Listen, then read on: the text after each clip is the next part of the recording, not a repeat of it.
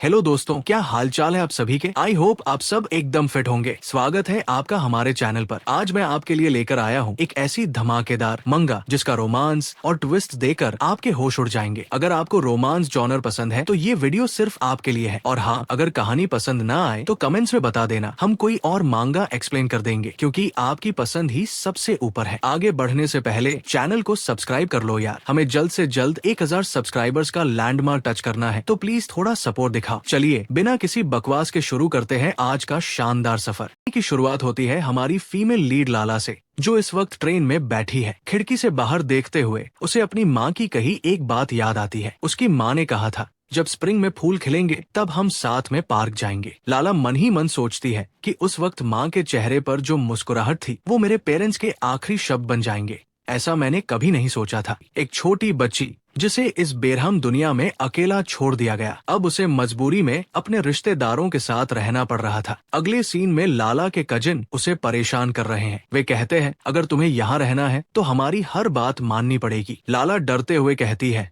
नहीं, मुझे नहीं करना, प्लीज मुझे जाने दो। उसका कजिन चिढ़कर बोलता है, अच्छा ऐसा क्या, तो फिर दफा हो जाओ यहाँ से। लाला सोचती है कि उसकी आंटी के बच्चे उसे इतना मारते थे कि अगर उनका बस चलता तो वो उसकी जान ही ले लेते। उसका कजिन चिल्लाकर कहता है, मुझे फर्क नहीं पड़ता कि तुम मेरी रिश्तेदार हो, तुम्हें तो अनाथालय चले जाना चाहिए। हम उस लड़की का ख्याल क्यों रखें जिसे उसकी खुद की माँ ने छोड़ दिया। इतना कहकर वो लाला को पानी में धक्का दे देता है। लाला पानी में डूबने लगती है।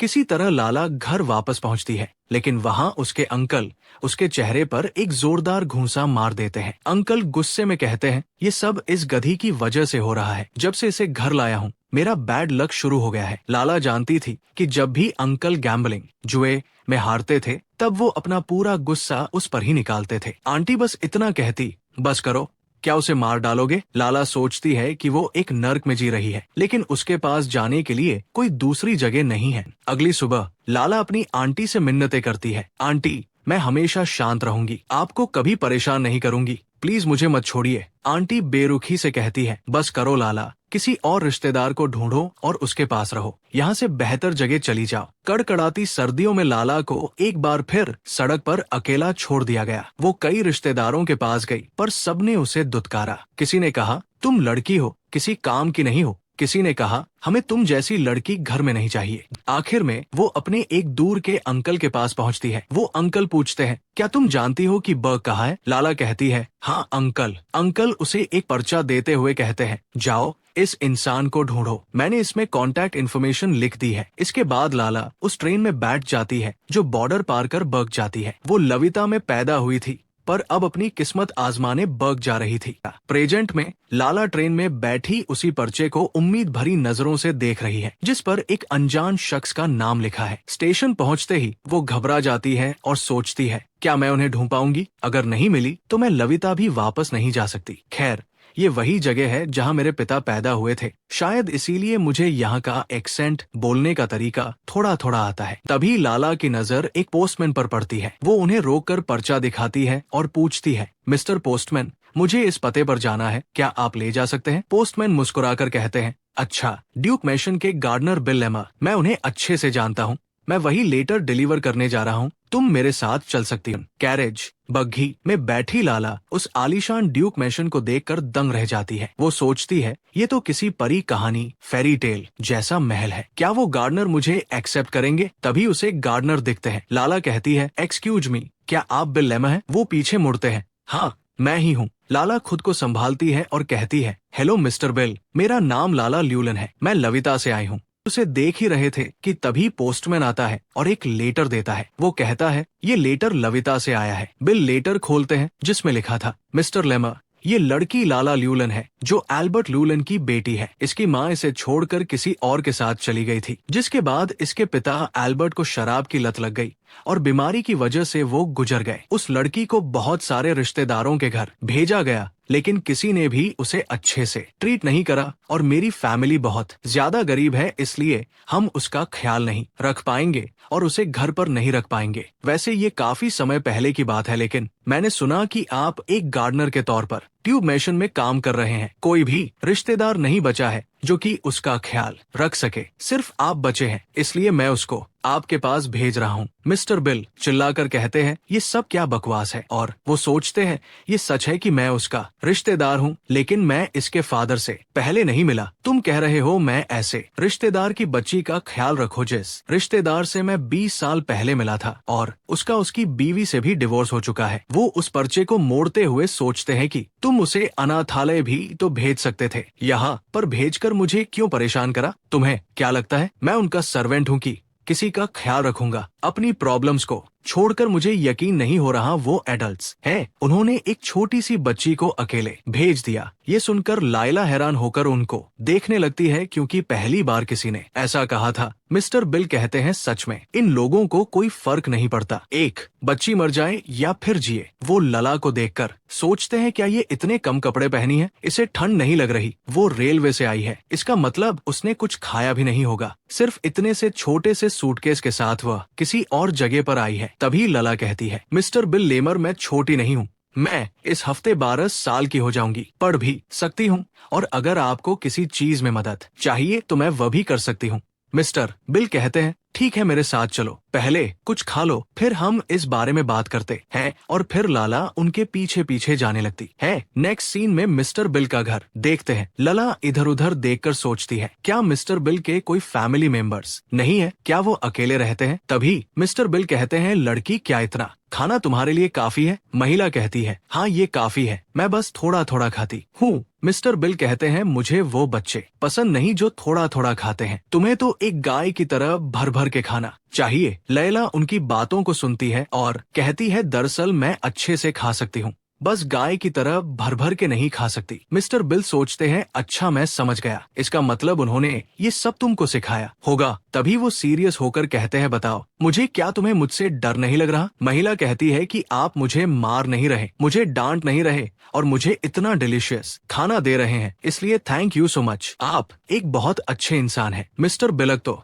झटका लग जाता है और वो सोचते हैं, आखिर इसने किस तरह की जिंदगी जी है। मेरी फाइनेंशियल कंडीशन अच्छी नहीं है, ये बकवास है कि मैं एक लड़की को पाल पाऊंगा, इसलिए मुझे इस बारे में अच्छे से सोचना चाहिए। लेकिन मैं आखिर इस लड़की को कहाँ भेजूं। सीन में सुबह हो गई थी। मिस्टर बिल ने लायला को यहाँ पर रहने की इजाजत तब तक दी थी जब तक कोई और जगह नहीं मिल जाए। लला सोचती है कि जैसा कि मैंने एक्सपेक्ट किया था, इस बार मुझे कहाँ जाना चाहिए। फिर वह मिस्टर बिल से आकर कहती है, मिस्टर बिल क्या आप अच्छे से सोए। मिस्टर बिल कहते हैं, हाँ, और वो फिर से खाना बनाने लगते हैं। बिला कहती है, ठीक है मैं जाकर प्लेट्स को टेबल पर लगा देती हूँ। फिर थोड़ी देर बाद उन लोगों ने खाना खा लिया था, लेकिन मिस्टर बिल उसे और खाना देते हुए कहते हैं, तुम्हें अच्छे से खाना चाहिए। ले खुश होते हुए कहती है, ठीक है अब मैं और अच्छे से खाऊंगी। नेक्स्ट सीन में ड्यूक का मैंशन देखते हैं। एक मेड बाकी मेड्स को बता रही थी, तुम लोगों ने वो खबर सुनी, मिस्टर बिल लेमर एक लड़की को पाल रहे हैं। सब लोग हैरान होकर कहते हैं, क्या वो एक लड़की को पाल रहे हैं। बूढ़ी मेथड कहती है, तो वो बात हो गई, एक एलिफेंट एक चिड़िया को पाल रहा है। दूसरी मेड कहती है, अरे मैं सीरियस हूँ, वो एक लड़की है। सर्वेंट कहता है कि मिस्टर बिल तो अकेले रहते, उनकी वाइफ के गुजरने के बाद तुम्हें लगता है उनका कोई बच्चा होगा। मुझे पता है कि तुमने वो अफवाह सुनी होगी, उनकी वाइफ को बच्चा नहीं हो सकता तो वो एक बच्ची को कैसे पाल सकते हैं। एक मेड कहती है, किसे पता उनके अंदर ये टैलेंट हो, क्योंकि वह फ्लावर्स का भी तो ख्याल रखते हैं। वहाँ के सारे लोग जानते हैं कि वो गार्डनर के तौर पर फ्लावर्स का कितने अच्छे से ख्याल रखते हैं। ओल्ड लेडी कहती है कि फ्लावर और बच्चे एक जैसे नहीं होते। दूसरी ओल्ड लेडी जो सिलाई कर रही थी वो कहती है, अगर अफवाहों की माने तो चीजें काफी उथल पुथल हो गई थी, तो मैं काफी नर्वस हो रही हूँ। फिर वही सर्वेंट कहता है, मुझे लगता है अफवाहें सच है, जरा खिड़की के बाहर तो देखो। लोग बाहर देखकर कहते हैं, अरे नहीं, ये तो सच में एक लड़की है, इसके ब्लॉन्ड हेयर है, और ये आखिर कितने साल की होगी। लेकिन इतनी प्यारी सी छोटी सी लड़की आखिर बिल लेमर के साथ में क्यों है। फिर बताया जाता है कि लला ल्यूलन एक अनाथ बच्ची की कहानी पूरे मैशन में फैल गई। फिर देखते हैं कि लला उन मेड्स के पास फ्लावर्स लेकर आई थी। मेड उसे पैकेट देते हुए कहती है कि इसमें कुकीज है, इसलिए मजे से खाना। लला खुश हो जाती है और कहती है, थैंक यू सो मच, मैं आपसे बाद में मिलती हूँ। वो मेड बात करने लगती है कि वो लड़की अनाथ है ना। किसी को नहीं पता बिल लेमर उसके साथ क्या करेंगे और जब भी बिल लेमर से कोई भी सवाल पूछता, क्या तुम उस लड़की को गोद लेने वाले हो, बस यही जवाब देती, अभी मैं इस बारे में सोच रहा हूँ, उसको यहाँ पर नहीं रख सकता, तो मुझे उसे कहीं और भेजना पड़ेगा। तरफ बिल लेमर ये बात बोल रहे थे, दूसरी तरफ लला उनके कामों में मदद करती रहती थी। शन के सारे एम्प्लॉयज ये देखकर खाली कंफ्यूज हो जाते थे। सब लोग ये सोचते थे वो बिलमर जो कि बस फ्लावर का ख्याल रखता था, वो एक लड़की का ख्याल रख रहा है। फिर नेक्स्ट सीन देखते हैं, एक ओल्ड लेडी उसके पास बकेट लेकर आती है और कहती इसमें कुकीज और ब्रेड है। दरअसल हमारे वहाँ पार्टी थी, मिस्टर बिल कहते हैं, लेकिन मुझे मीठा पसंद नहीं है। ओल्ड लेडी कहती है, तो क्या हुआ, ये तो लला के लिए है। मिस्टर बिल कहते हैं, आजकल सब लायला का बहाना बनाकर मेरे घर में आ रहे हैं। कोई उसके लिए कपड़े लेकर आता है, कोई उसके लिए किताबें लेकर आता है, पर कोई उसको पढ़ना लिखना सिखाने में उसकी मदद करता है। और वो लेडी जो कि कभी यहाँ पर आई भी नहीं थी, वो भी आने लगी है। कोई तो कभी कभी ऐसे ही लला से मिलने के लिए आ जाता है। ये तो बहुत परेशानी भरा है। ओल्ड लेडी कहती है कि ये तो होना ही है, लला इतनी प्यारी बच्ची है, सबसे पोलाइटली बात करती है, इसलिए सब लोग उसकी बहुत परवाह करते हैं। कितना अच्छा लगता है ये देखना कि वो किस तरह से एक पक्षी के पीछे भाग रही है। काफी समय बाद ड्यूक के इलाके में इतनी ज्यादा चहल पहल हुई है। तुम्हें याद है हमारे ड्यूक जब छोटे थे तो वो एकदम ऐसे ही थे। रुकिए बिल लेमर, आखिर ये क्या कर रही है, ये तो पेड़ पर चढ़ रही है। मिस्टर बिल मुस्कुराते हैं और कहते हैं, किसी ने उसे पेड़ पर भी चढ़ना सिखाया है। और लेडी कहती है, आखिर किसने सिखाया? बिल लेमर, आखिर आप उस लड़की को क्या सिखा रहे हैं? मिस्टर बिल कहते हैं, मैं तो उसे अच्छे से पाल रहा हूँ, इसमें क्या गलत है? लेडी कहती है कि वो एक लड़की है, आपको उसे एक लड़की की तरह पालना चाहिए। ये मत कहिएगा कि वो बड़ी होकर बदमाश बन जाएगी और सबसे पैसे मांगेगी। मिस्टर बिल कहते हैं, कम ऑन, तुम मुझे परेशान कर रही हो। वो ठीक रहेगी जब तक वो अच्छे से सोएगी और अच्छे से खाएगी। तभी ओल्ड लेडी कहती है, खैर क्या आपने कुछ डिसाइड करा? मिस्टर बिल कहते हैं, किस बारे में? ओल्ड लेडी कहती है, लला के बारे में। समर आ चुका है, क्या आपने अभी तक डिसाइड नहीं करा कि आप उसे कहाँ भेजेंगे? मिस्टर बिल ने कुछ डिसाइड नहीं करा था, वह उस बच्ची के बारे में सोच रहे थे। अंत में उसे जबरदस्ती अनाथालय भेज दिया जाएगा, जो कि उसके लिए बिल्कुल ठीक नहीं रहेगा। फिर देखते हैं बिल लेमर कहते हैं, लाला ज्यादा दूर मत जाना। लला कहती है, हाँ मैं दूर नहीं जाऊंगी, मैं बस रिवर के पास जाऊंगी। मिस्टर बिल फिर सोचने लगते हैं कि आखिर मैं इस लड़की को कहाँ पर भेजूं जहाँ पर इसे कोई भी तकलीफ न पहुँचाए। बताया जाता है इस खूबसूरत समर में वो बच्ची अच्छे से पली बड़ी। उस लड़की को बर्ड्स की आवाज से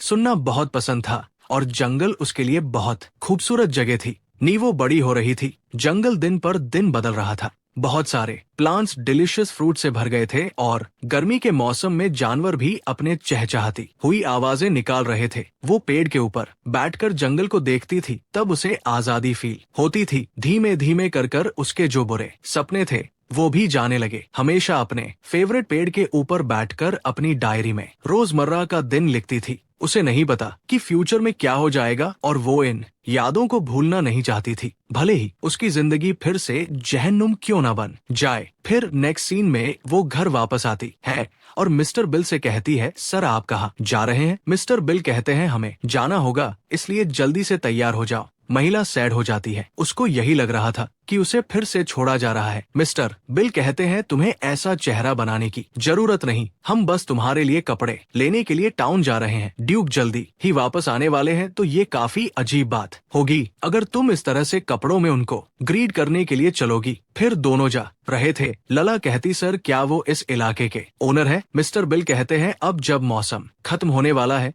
तो वो मिशन वापस आ रहे हैं, अपनी गर्मियों की छुट्टियां आरवीज में बिताते हैं। कहती है, छुट्टियां बिताते हैं, इसका मतलब ड्यूक स्कूल जाते हैं। मिस्टर बिल कहते हैं, 18 साल का होने के बाद भी वो स्कूल को अवॉइड नहीं कर सकते। लला हैरान होकर कहती है, क्या ड्यूक 18 साल के है? वो कैलकुलेट करने लगती है कि ड्यूक उससे 6 साल बड़े हैं। मिस्टर बिल कहते हैं, क्या तुम्हें और इंटरेस्टिंग चीज बताओ, जब वो तुम्हारी उम्र के थे तब वो ड्यूक बन गए थे। आइला हैरान होकर कहती है, क्या जब वो मेरी उम्र के थे? फिर नेक्स्ट सीन में बहुत सारे लोगों को देखते हैं जो वेलकम कर रहे थे क्योंकि ड्यूक मैथियस आ चुका था। कहता है, वेलकम ड्यूक, चलिए मैं आपको मेंशन ले चलता हूँ। पूरी भीड़ की नजरें बस ड्यूक पर अटकी हुई थी। थियस कहता है क्या कैरेट बटलर कहता है हाँ वो दरअसल उनको आपकी बहुत फिक्र हो रही थी। थियस कहता है हाँ मैं जानता हूँ उनको अभी भी लगता है कि कार खतरनाक मेटल से ज्यादा और कुछ नहीं। कहता है माफ कीजिएगा मास्टर, लेकिन अगली बार मैथियस कहता है इतने टाइम बाद कुछ क्लासिक ट्राई करना इतना भी बुरा नहीं। मैशन देखते हैं ड्यूक का वेलकम करने वालों की भीड़ में मिस्टर बिल और लला भी थी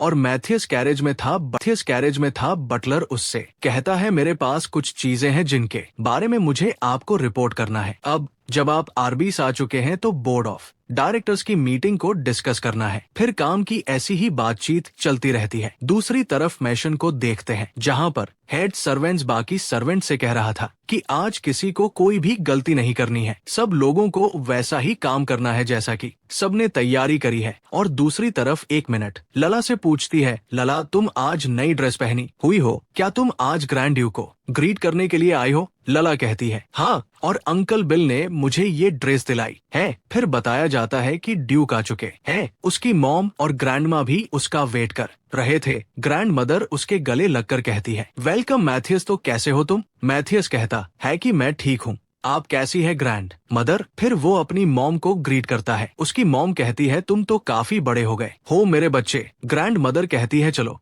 अंदर चलते हैं, मैंने खाना तैयार करवाया है। और लाला जो कि सबसे पीछे थी उसकी नजर सिर्फ मैथियस के पैरों तक ही पड़ पाती है। फिर वो मिस्टर बिल से पूछती है अंकल बिल क्या हम लोग ड्यूक को ग्रीट नहीं करेंगे? मिस्टर बिल कहते हैं शायद से अब हम लोग अगली बार ड्यूक को ग्रीट कर पाएंगे। फिर दोनों जा रहे थे और लला कहती है क्या आप सैड हो गए? आपने मुझे नई ड्रेस भी दिलाई थी और हम लोग उनसे मिल नहीं पाए। मिस्टर बिल कहते हैं ड्यूक अक्सर ही फॉरेस्ट आते रहते हैं तो अगली बार हम उनसे परमिशन ले सकते हैं। लला पूछती है क्या ड्यूक को जंगल पसंद है? मिस्टर बिल कहते हैं हाँ पसंद है क्योंकि उनको हंटिंग बहुत पसंद है। लला कहती है क्या कहाँ उनको हंटिंग पसंद है, वो भी जंगल में? मिस्टर बिल कहते हैं कि जंगल में तो हंटिंग करना नेचुरल बात है क्योंकि वो फैमिली हंटिंग ग्राउंड है। कहती है तो क्या वो बर्ड्स को भी हंट करते हैं? मिस्टर बिल कहते हैं हाँ शायद से ड्यूक को बर्ड्स को हंट करना पसंद हो। जब तुम उनकी शूटिंग स्किल देखोगी तो तुम चौंक जाओगी, इतना यंग होने के बावजूद भी वो बहुत ज्यादा माहिर है। लला कहती है कि आखिर वो बर्ड्स को क्यों हंट करते हैं? अगर वो हंट नहीं भी करेंगे तब भी उनको मैशन में खाना मिल जाएगा। मिस्टर बिल कहते हैं कि नोबल्स लोग हंटिंग मजे के लिए करते हैं और सारे टारगेट्स में उनको सबसे ज्यादा मजेदार बर्ड्स को हंट करना लगता है। लला कहती है मैं उम्मीद करती हूँ कि ड्यूक को हंटिंग ना पसंद हो। तभी मिस्टर बिल को रियलाइज होता है और वो सोचते अरे नहीं मैंने इतनी छोटी बच्ची के सामने बिना सोचे पता नहीं क्या क्या कह दिया। लला कहती है कि ड्यूक को हंटिंग ना पसंद हो, आपको लगता है ऐसा पॉसिबल हो सकता है? नेक्स्ट सीन सीधा एक हफ्ते बाद का देखते हैं। एक पेड़ के पास आती है क्योंकि उसको छोटी चिड़ियों की आवाजें आ रही थी। वो जल्दी से पेड़ के ऊपर चढ़ जाती है और देखती है कि अंडे में से चूजे निकल आए थे। वो उन्हें गिनने लगती है और कहती है ये तो कितने ज्यादा क्यूट है, तुम लोगों को भूख लग रही होगी ना, इंतजार करो तुम्हारी मॉम जल्दी ही खाना लेकर आएंगी। फिर वो अपना पास्ट याद करती है। जब उसकी मॉम जा रही थी तब उसने कहा था मॉम क्या आप कहीं जा रही है? उसकी मॉम लाला को एक कैंडी का डब्बा देती है और कहती है बेटा मैं यहाँ से बहुत ज्यादा दूर जा रही हूँ।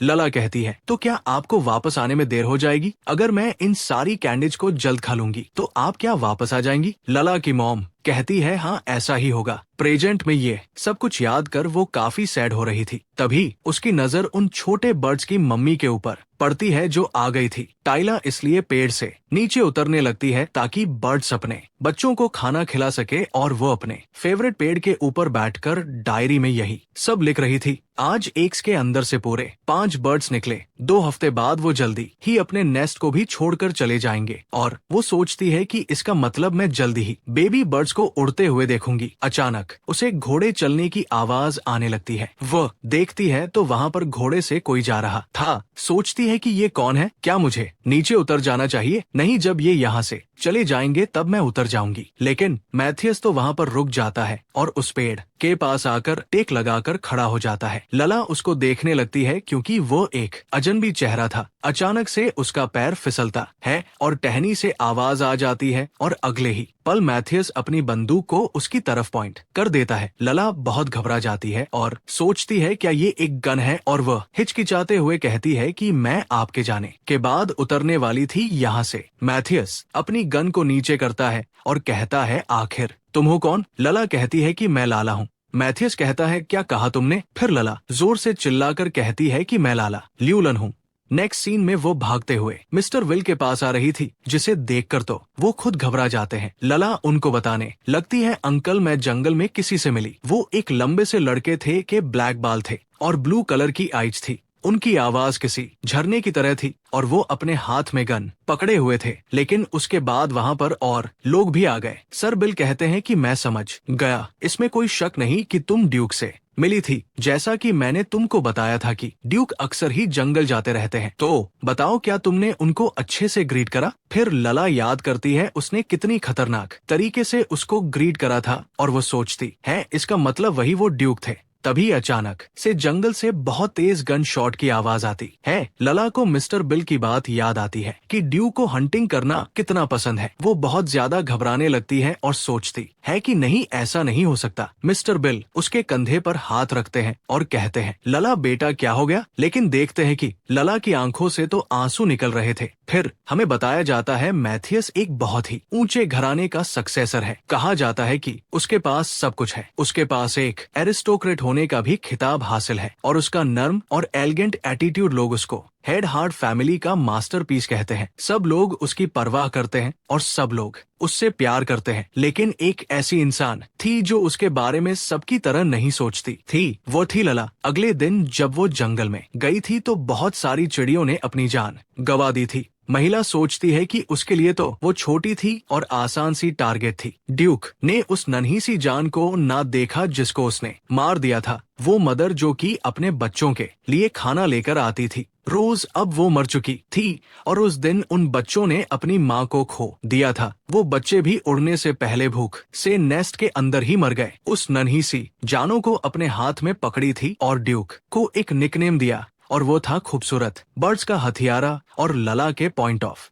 व्यू से ये एक बहुत बड़ा क्राइम था। सीन में वो घर में थी और खिड़की से बाहर देख रही थी। उसे देखकर मिस्टर बिल को भी अच्छा नहीं लग रहा था। फिर वो लला की तरफ अपना हाथ बढ़ाते हैं और लला उनका हाथ पकड़ लेती है। फिर नेक्स्ट सीन में वो एक पेड़ के नीचे बैठी थी और सोच रही थी, क्या आज भी मैं अकेली रहूंगी? इतनी गर्मी में भी मिस्टर बिल काम कर रहे हैं और जब भी मैं मदद करने के लिए कहती हूँ तो वो बस इतना कहते हैं, तुम यहाँ पर आराम करो। अगर तुमने मुझे दोबारा से फॉलो करा तो सच में मैं गुस्सा हो जाऊंगा। मुझे वो बच्चे पसंद नहीं है जो कि किसी की बात नहीं सुनते। तुम्हें समझ आया? लला ये सुनने के बाद कुछ भी नहीं बोल पाती। मिस्टर बिल कहते हैं, जब मैं काम खत्म कर लूंगा तब आता हूँ, तब तक कि अगर तुम्हें भूख लगे तो पीछे इसको खा लेना। मिस्टर बिल के जाने के बाद लला सैड होकर वहीं पर बैठ जाती है। तभी वहाँ पर एक लड़का आता है और उसको हाय करता है। लला सोचती है कि ये कौन है, मैंने इसे पहले कभी नहीं देखा। वो लड़का कहता है, क्या तुम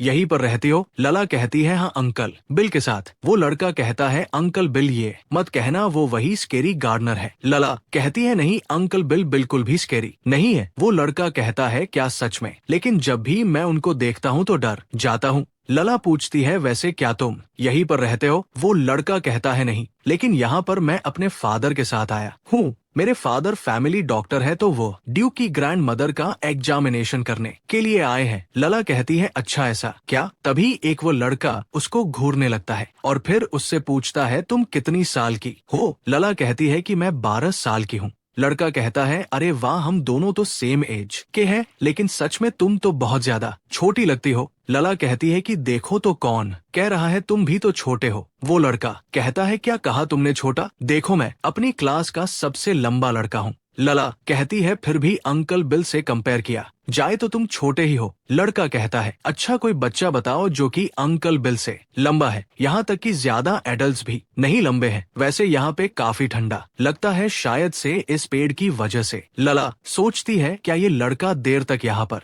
रुकने वाला है? फिर वो बीच काटने लगती है। वो लड़का कहता है, क्या ये चाकू है? एक चाकू एक लड़की के बैग में क्या कर रहा है? लला कहती है, ये अंकल बिल ने मुझे दिया, इसलिए मेरा मजाक मत उड़ाओ। वैसे क्या तुम कुछ बीजेचेस खाना चाहोगे? वो लड़का लेकर कहता है, हाँ ये तो मजेदार लग रहे हैं। वैसे तुम काफी ज्यादा सैड लग रही हो, क्या कुछ हुआ है? लला कहती है, दरअसल ड्यूक और उनके फ्रेंड्स अभी तक बर्ड्स को हंट कर रहे हैं। वो लड़का कहता है, तो क्या हो गया? लला कहती है, वो मजे के लिए बर्ड्स को मार रहे हैं। वो लड़का कहता है, लेकिन हंटिंग तो हमेशा ऐसी ही होती है ना? लला कहती है, क्या तुम भी ऐसा करते हो? लड़का घबरा जाता है और कहता है, नहीं, बिल्कुल नहीं, मुझे करना बिल्कुल भी पसंद नहीं है, बल्कि मुझे तो उनके लिए सॉरी फील होता है, खाली यही इमेजिन करना कि वह एनिमल्स कितने ज्यादा दर्द में होंगे। लला सोचती है, मुझे लगा था कि ये लड़का अजीब है, लेकिन ये तो काफी अच्छा लड़का है। फिर वो उसे और पिच देते हुए कहती है, क्या तुम और खाना चाहोगे? वो लड़का भी थोड़ा शर्मा जाता है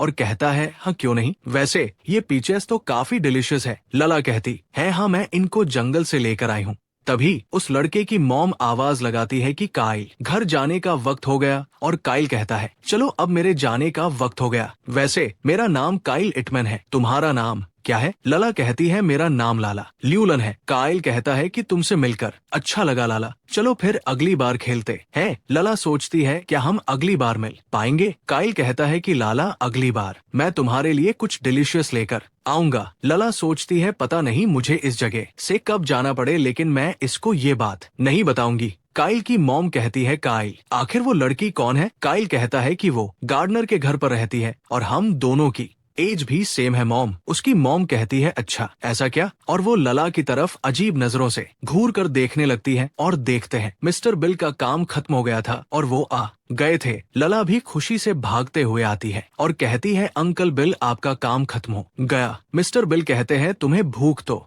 नहीं लग रही? लला कहती है, मैंने पीचेस खाए थे इसलिए मुझे नहीं लग रही। वैसे मैं आज एक लड़के से भी मिली थी जो कि मेरी ही उम्र का था। लेकिन तभी लला अपने सामने देखती है, वहाँ पर मैथियस अपने दोस्तों के साथ शिकार कर कर वापस लौट रहा था। तभी वह लाला की तरफ देखता है और लाला के चेहरे पर उदासी छा जाती है। मिस्टर बिल जाकर मैथियस को ग्रीट करते हैं। मैथियस कहता है, काफी समय बाद मिले मिस्टर बिल। मिस्टर बिल कहते हैं, माफ कीजिएगा, मुझे मौका नहीं मिला था इसलिए मैं बता नहीं पाया। मैं इस बच्चे के लिए पूछना चाहता हूँ कि ये कुछ समय के लिए आरबीज में रुके। मैंने पहले ही ड्यूक ने से इस बात की इजाजत ले ली है, लेकिन मुझे लगा कि ये डिसरिस्पेक्टफुल होगा अगर मैं इस बारे में ड्यूक को इन्फॉर्म ना करूं तो। लेकिन तभी मैथियस का एक दोस्त लला को देखकर कहता है, अरे तुम तो वही बच्ची हो है ना जो कि उस वक्त झाड़ियों के पीछे छुपी हुई थी और मरी हुई चिड़ियों को गाड़ रही थी। मैथियस बिलाइला को देखता है और सोचता है, अच्छा तो ये वही लड़की है जो कि पेड़ के ऊपर थी, वही बेवकूफ लड़की जिसको चिड़िया समझकर बस में शूट ही करने वाला था।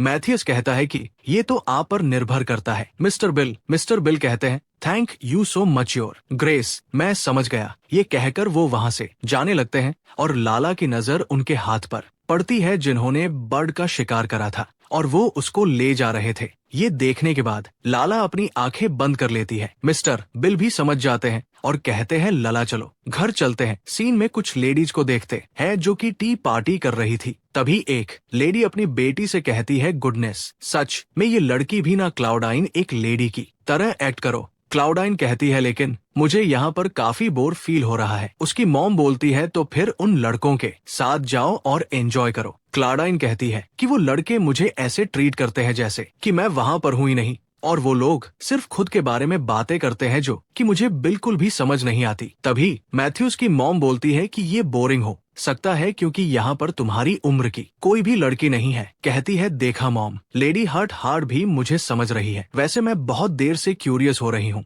कि आखिर वो लड़की कौन है। मुझे लगता है कि वो मेरी ही उम्र की है। क्या मैं उसके साथ खेल सकती हूँ? मैथ्यूज की मॉम भी देखती है, वो कोई और नहीं बल्कि लला थी। मैथ्यूज की मॉम कहती है, मैं श्योर नहीं हूँ, शायद वो कोई अनाथ है जो कि अब्रॉड से आई है। मुझे नहीं लगता कि वो इस काबिल है कि तुम्हारे साथ खेल सके। क्लाउडाइन कहती है कि मुझे इससे कोई दिक्कत नहीं लेडी हेडार्ट, एक डॉग के साथ खेलने से ज्यादा मजा उसके साथ खेलने में आएगा। फिर मैथियास की मॉम एक बेल बजाती है और कहती है, जाओ उस लड़की को लेकर आओ। फिर एक मेड मिस्टर बिल के पास आती है और कहती है कि मिस हार्ड ने कहा है कि मैं लला को लेकर जाऊं। मिस्टर बिल कहते हैं, क्या मिस हेडहार्ट लला को बुला रही हैं? लेकिन अचानक से क्यों? मेड कहती है, ब्रांड फैमिली की यंग लेडी ने कहा है कि वो लला के साथ खेलना चाहती है। मिस्टर बिल सोचने लगते हैं, इतनी हाई क्लास की नोबल लेडी आखिर लला के साथ क्यों खेलना चाहेगी? खैर, ये ऑर्डर तो ऊपर से आया तो मैं मना नहीं कर सकता, मेरे पास कोई और रास्ता नहीं। लला कहती है, अंकल बिल, मैं अभी के लिए चली जाती हूँ,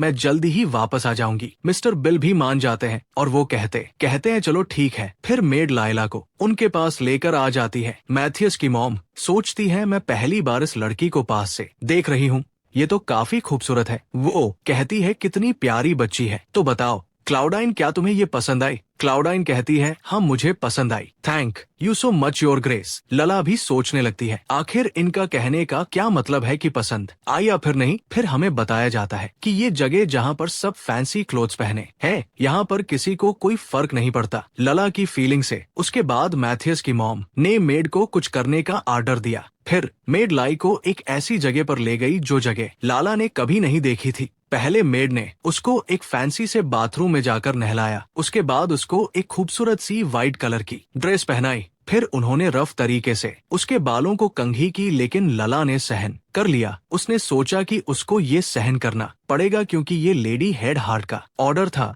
और उसने सोचा कि अगर उसने कोई गलती कर दी तो इससे अंकल बिल को परेशानी हो सकती है। फिर मेड ने जब लला को तैयार कर दिया था तब मेड उससे कहती है लेडी क्लाउडाइन काउंट ब्रांड की बेटी है, मैं बस ये कहना चाहती हूँ कि उनके सामने बदतमीजी से पेश मत आना, ये बात अपने दिमाग में रखना। लला कहती है ठीक है मैं समझ गई। फिर मेड उसे क्लाउडाइन के कमरे के बाहर लेकर चली जाती है। क्लाउडाइन कहती है तो तुम आ गई, ठीक है अंदर आ जाओ। अंदर जाने के बाद क्लाउडाइन उससे सवाल पूछने लगती है तुम्हारा नाम क्या है, तुम कितने साल की हो? लला कहती है कि मेरा नाम लला ल्यूलन है और मैं 12 साल की हूँ। क्लाउडाइन कहती है क्या सच में? मुझे लगा था तुम और छोटी होगी क्योंकि तुम छोटी सी दिखती हो। लला सोचती है ये तुम छोटी सी हो का शब्द मैं दिन में दोबारा सुन रही हूँ, लेकिन मुझे सहना पड़ेगा, मुझे मिस्टर बिल के बारे में सोचना है। क्लाउडाइन कहती है वैसे क्या तुम्हें पता है कि पियानो कैसे बजाते हैं? लला कहती है नहीं मुझे नहीं पता, और वो सोचती है मैं पहली बार पियानो को देख रही हूँ।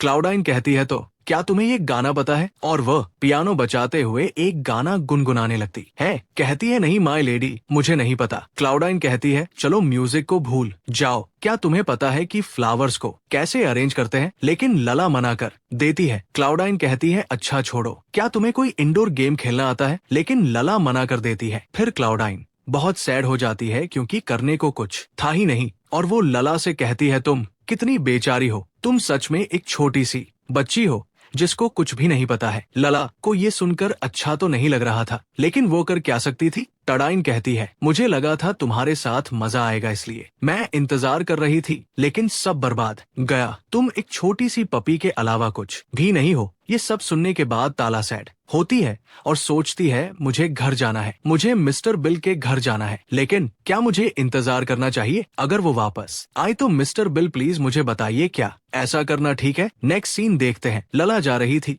और तभी वो याद करती है आने से पहले मेड ने उसे एक गोल्ड कॉइन दिया था और ये भी कहा था कि मैडम ने कहा है तुम ये ड्रेस रख सकती हो, और वो लला के हाथ में पैसे देते हुए कहती है ये सबसे पोलाइट तरीका होता है अगर नोबल्स तुम्हें कोई गिफ्ट देते हैं, समझ गई? प्रेजेंट में लला सोचती है अभी इस बारे में सोचने का वक्त नहीं है, अभी मैं अपना बहादुरी वाला चेहरा लेकर घर जाती हूँ कि मैंने अच्छा काम करा। तभी उसे कोई आवाज लगाता है, वो क्लाउडाइन थी। वो लड़के उससे पूछती है ये कौन है? क्लाउडाइन कहती है गार्डनर इसको पाल रहा है। लला सोचती है कितना बुरा लग है, लेकिन कम से कम मुझे खुशी है कि ड्यूक यहाँ पर नहीं है। क्लाउडाइन उससे कहती है बायब। लला एक तरह से वो लला की इंसल्ट कर रही थी और लला को भी ये बात समझ आ रही थी। वो सोचती है बस मुझे जल्द से जल्द यहाँ से जाना है, और वो जाते हुए सोचती है मुझे इस अजीब जगह से बाहर जाना है, मिस्टर विल मेरा इंतजार कर रहे होंगे। लेकिन तभी अचानक उसका पैर फिसल जाता है और वह नीचे गिर जाती है,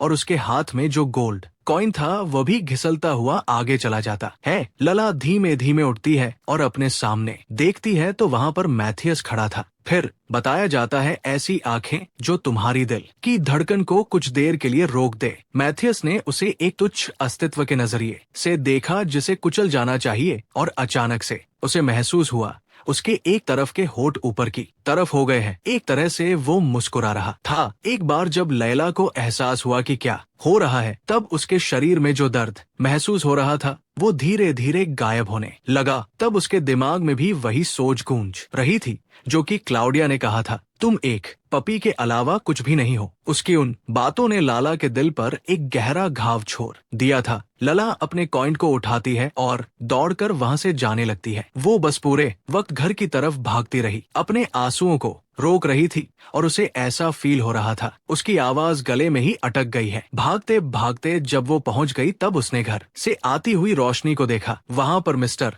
बिल उसका इंतजार कर रहे थे। तब लला को समझ आया कि उसके अंदर जो फील हो रहा है वो क्या है, कुछ और नहीं बल्कि उदासी है। फिर 2 दिन बाद देखते हैं मिस्टर बिल लला के रूम में आते हैं और कहते हैं, लला क्या आज तुम जंगल नहीं जाने वाली? डायला कहती है, नहीं मिस्टर बिल, आज मैं घर पर रुकने वाली हूँ। मिस्टर बिल रूम के बाहर आकर सोचते हैं, उस दिन के बाद से 2 दिन हो चुके हैं। तब से वो इतनी ज्यादा उदास हो गई है कि वह बस अपने कमरे में बंद हो गई है। क्या घर में हमेशा से इतनी ही शांति रहती थी? नेक्स्ट सीन में लला उनको वही गोल्ड कॉइन लाकर देती है और कहती है, मैं ये आपको देती हूँ मिस्टर बिल, ये वो कॉइन है जो कि मुझे क्लॉडाइन ने दिया था। मिस्टर बिल सोचते हैं कि अब मुझे समझ आ रहा है कि मिशन से आने के बाद तुम इतनी उदास क्यों लग रही थी। मिस्टर बिल कहते हैं कि तुम उसी लड़की की बात कर रही हो, लेकिन तुम ये पैसे मुझे क्यों दे रही हो? लला कहती है, मुझे लगता है कि ये पैसे अभी मेरे लिए बहुत ज्यादा है। मैं ये कह रही हूँ कि ये मेरे लिए बहुत सारे पैसे हैं, मुझे इन्हें फेंकना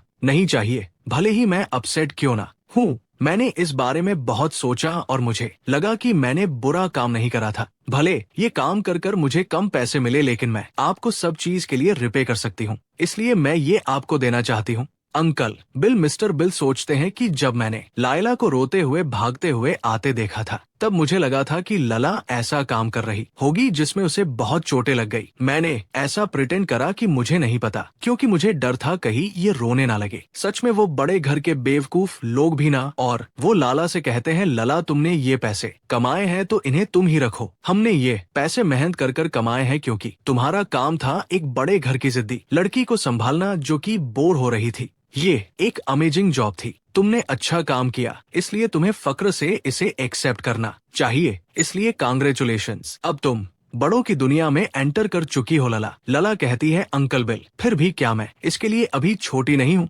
अंकल बिल कहते हैं कि अगर तुम खुद के बल पर जीना सीख गई हो तो तुम बड़ी हो गई हो। पर वह उसे खूब खाना देते हुए कहते हैं, एक ऐसी दुनिया जहाँ सब कमाने के लिए स्ट्रगल कर रहे हैं तो अकेले इतने पैसों को कमा लेना बहुत रेयर होता है। एक छोटी बच्ची के लिए एक अच्छा स्टार्ट हो सकता है, समझी? अगर तुम अच्छी शुरुआत कर रही हो तो मुझे यकीन है तुम बड़ी होकर एक बहुत अच्छी लड़की बनोगी। अब जब तुम्हें बड़ा होना है तो तुम्हें अच्छे से खाना पड़ेगा। तुम्हें पता है ना, मुझे वो बच्चे पसंद है जो कि गाय की तरह खाते हैं। लला कहती है, अंकल बिल अगर मैं अच्छे से खाऊंगी तो मैं जल्दी ही बड़ी हो जाऊंगी। अंकल बिल कहते हैं, हाँ बिल्कुल, वैसे क्या तुम्हें किसी ने बोली करा कि तुम छोटी हो? लला कहती है, नहीं ऐसा नहीं है, लेकिन मुझे लगता है मैं ज्यादा छोटी दिखती हूँ। अंकल बिल सोचते हैं, बेटा ऐसा इसलिए है क्योंकि तुम छोटी ही हो। और वो जाते हुए कहते हैं, रुको मैं एप्पल जूस लेकर आता हूँ। लला कहती है, अंकल बिल क्या ये यूजलेस नहीं होगा अगर मैं इन पैसों को इस्तेमाल नहीं करूंगी? अंकल बिल कहते हैं, हाँ तुम सही कह रही हो, लेकिन क्या कुछ है जो तो कि तुम्हें चाहिए? लला कहती है, हाँ मुझे एक नोटबुक चाहिए, जो मेरी पहले थी वो भर चुकी है। अंकल बिल कहते हैं, हाँ क्यों नहीं? लला कहती है, मैं कुछ कलर पेस्टेंस भी खरीद सकती हूँ। अंकल बिल कहते हैं, हाँ तुम्हें जो चाहिए तुम ले सकती हो। लला कहती है, अंकल बिल क्या आपको भी कुछ चाहिए? मिस्टर बिल कहते हैं, क्या तुम कुछ खरीद कर मुझे देने वाली हो? क्या होगा अगर मैंने कुछ बेकार सी लेकिन एक्सपेंसिव चीज मांग ली तो? लाई कहती है, तो फिर मैं और पैसे कमाऊंगी और आपको खरीद कर दूंगी। अंकल बिलस करते हुए कहते हैं, ठीक है मैं इंतजार करूंगा। और वो सोचने लगते हैं कि कितनी प्यारी बच्ची है, इसका दिल भी कितना बड़ा है। जब ये अभी से इतनी प्यारी है तो मुझे यकीन है कि ये बड़ी होकर भी बहुत अच्छी निकलेगी। रुको, ऐसी जो परिस्थितियां होती है उस वक्त में क्या एक औरत के लिए जो खूबसूरती होती है वो जहर का काम नहीं करती? सोच कर तो मेरे अभी से सर में दर्द हो रहा है। मुझे इसे ऐसी जगह भेजना चाहिए जिस पर मैं भरोसा कर सकूं, लेकिन ऐसी तो कोई जगह ही नहीं। सच में ये बेकार दुनिया और ये सड़े हुए इंसान भी ना ऐसा तो नहीं। बड़े होकर मुझे इसे ड्रिंक करते हुए देखना पड़ेगा। नहीं, ये तो बस कुछ देर के लिए है। फिर हमें बताया जाता है कि ऐसे ही वक्त गुजरता रहा और मिस्टर बिल बस सोचते रहे। लला को इसलिए नहीं पाल रहे थे क्योंकि वो उसके लिए एक अच्छी जगह की तलाश कर रहे थे। एक ऐसी प्यारी मुसीबत फैलाने वाली लड़की अचानक से उनकी दुनिया में आ गई। जब धीमे धीमे लला बड़ी होती गई, उसके कपड़े छोटे होने लगे तो नए खरीदने पड़े और वो कमरा, जो कि बस एक टेम्परेरी वेयर हाउस की तरह था, धीमे धीमे एक लड़की के कमरे में ट्रांसफॉर्म हो गया और वो उसी लड़की को हर तरफ उछलते कूदते हुए देखते रहते थे। लला सोचती है कि बास्केट तो फुल हो चुकी है, अब मुझे घर चले जाना चाहिए। और फिर हमें बताया जाता है उनको इससे पहले कुछ पता चलता लला अब 18 साल की हो चुकी थी। वो उससे प्यारे फ्रेश फ्रूट्स और रोजेस की तरह हो चुकी थी। वो अभी भी आर्बिस में थी और वो अभी भी बिल रमर के साथ थी। अपनी 18 साल वाली लला को देखते हैं और लला को देखते हैं जो मिस्टर बिल से कहती है, मिस्टर बिल जरा ये देखिए। मिस्टर बिल कहते हैं कि आखिर ये सब क्या है। लला कहती है कि ये रेस्पबेरीज है, मैं कल फिर से जाऊंगी और लेकर आऊंगी। मैं इनसे रेस्पबेरी जैम्स बनाने वाली हूँ।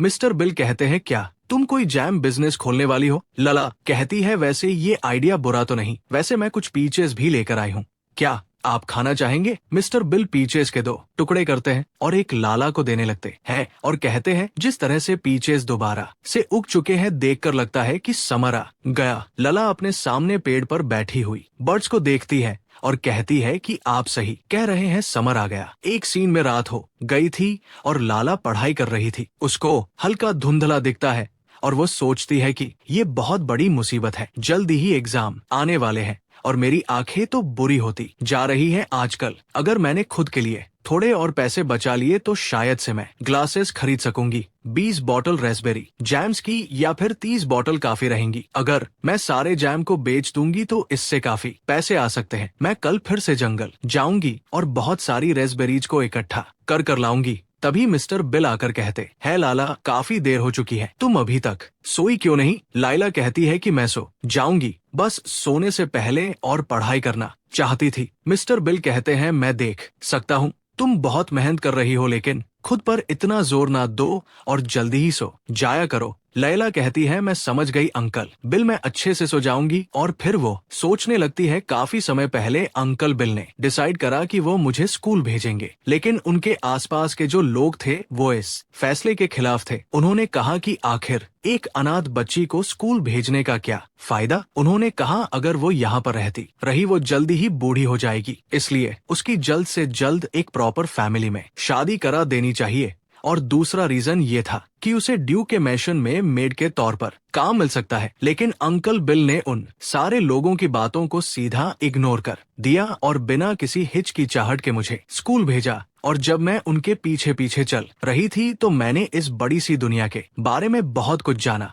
जब मुझे हर दिन एक नई चीज पता चलती थी तो मैं और ज्यादा जानने के लिए बहुत क्यूरियस हो जाती थी और मैं स्कूल में जो सीखती थी उस बारे में आकर अंकल बिल को बताती थी। और अंकल बिल जब मेरी तरफ देखते थे तो वो अपनी एक आदत की तरह स्माइल करते हुए हमेशा एक ही चीज बोलते थे, लाला तुम बड़ी होकर एक बहुत अच्छी एडल्ट बनोगी। लाला सोचती है एक शानदार एडल्ट। ये सुनकर मुझे काफी अच्छा लगता था जब भी मैं ये बात सुनती थी। उस रात सोने से पहले मैं खुद को एक एडल्ट के रूप में इमेजिन करती थी और मैं ये प्रूफ कर दिखाऊंगी कि मैं ये कर सकती हूँ। सबसे पहले मैं उन्हें यही पे बैक करूंगी क्योंकि उन्होंने मेरे लिए बहुत कुछ करा है। और सबसे पहला कदम ये होगा कि मुझे सक्सेसफुली इस एग्जाम को पास करना है। उसके बाद समर वेकेशन हैप्पीली गुजरेगा। तभी लला सैड हो जाती है और सोचने लगती है समर आ चुका है, इसका मतलब वो भी वापस आ रहा होगा। वो आदमी ड्यूक हेडहार्ट, वो ड्यूक जो कि कॉलेज से ग्रेजुएट हुआ। कहा जाता है कि उन्हें सेना अधिकारी के रूप में नियुक्त करा गया है। रॉयल मिलिट्री एकेडमी में गया ताकि वो अपने फैमिली ट्रेडिशन को फॉलो कर सके। कहा जाता है कि 2 साल पहले गर्मियों के बाद से वह आर्विस नहीं आया है क्योंकि उसे फ्रंट लाइन पर खुद को सर्व करना था, लेकिन इन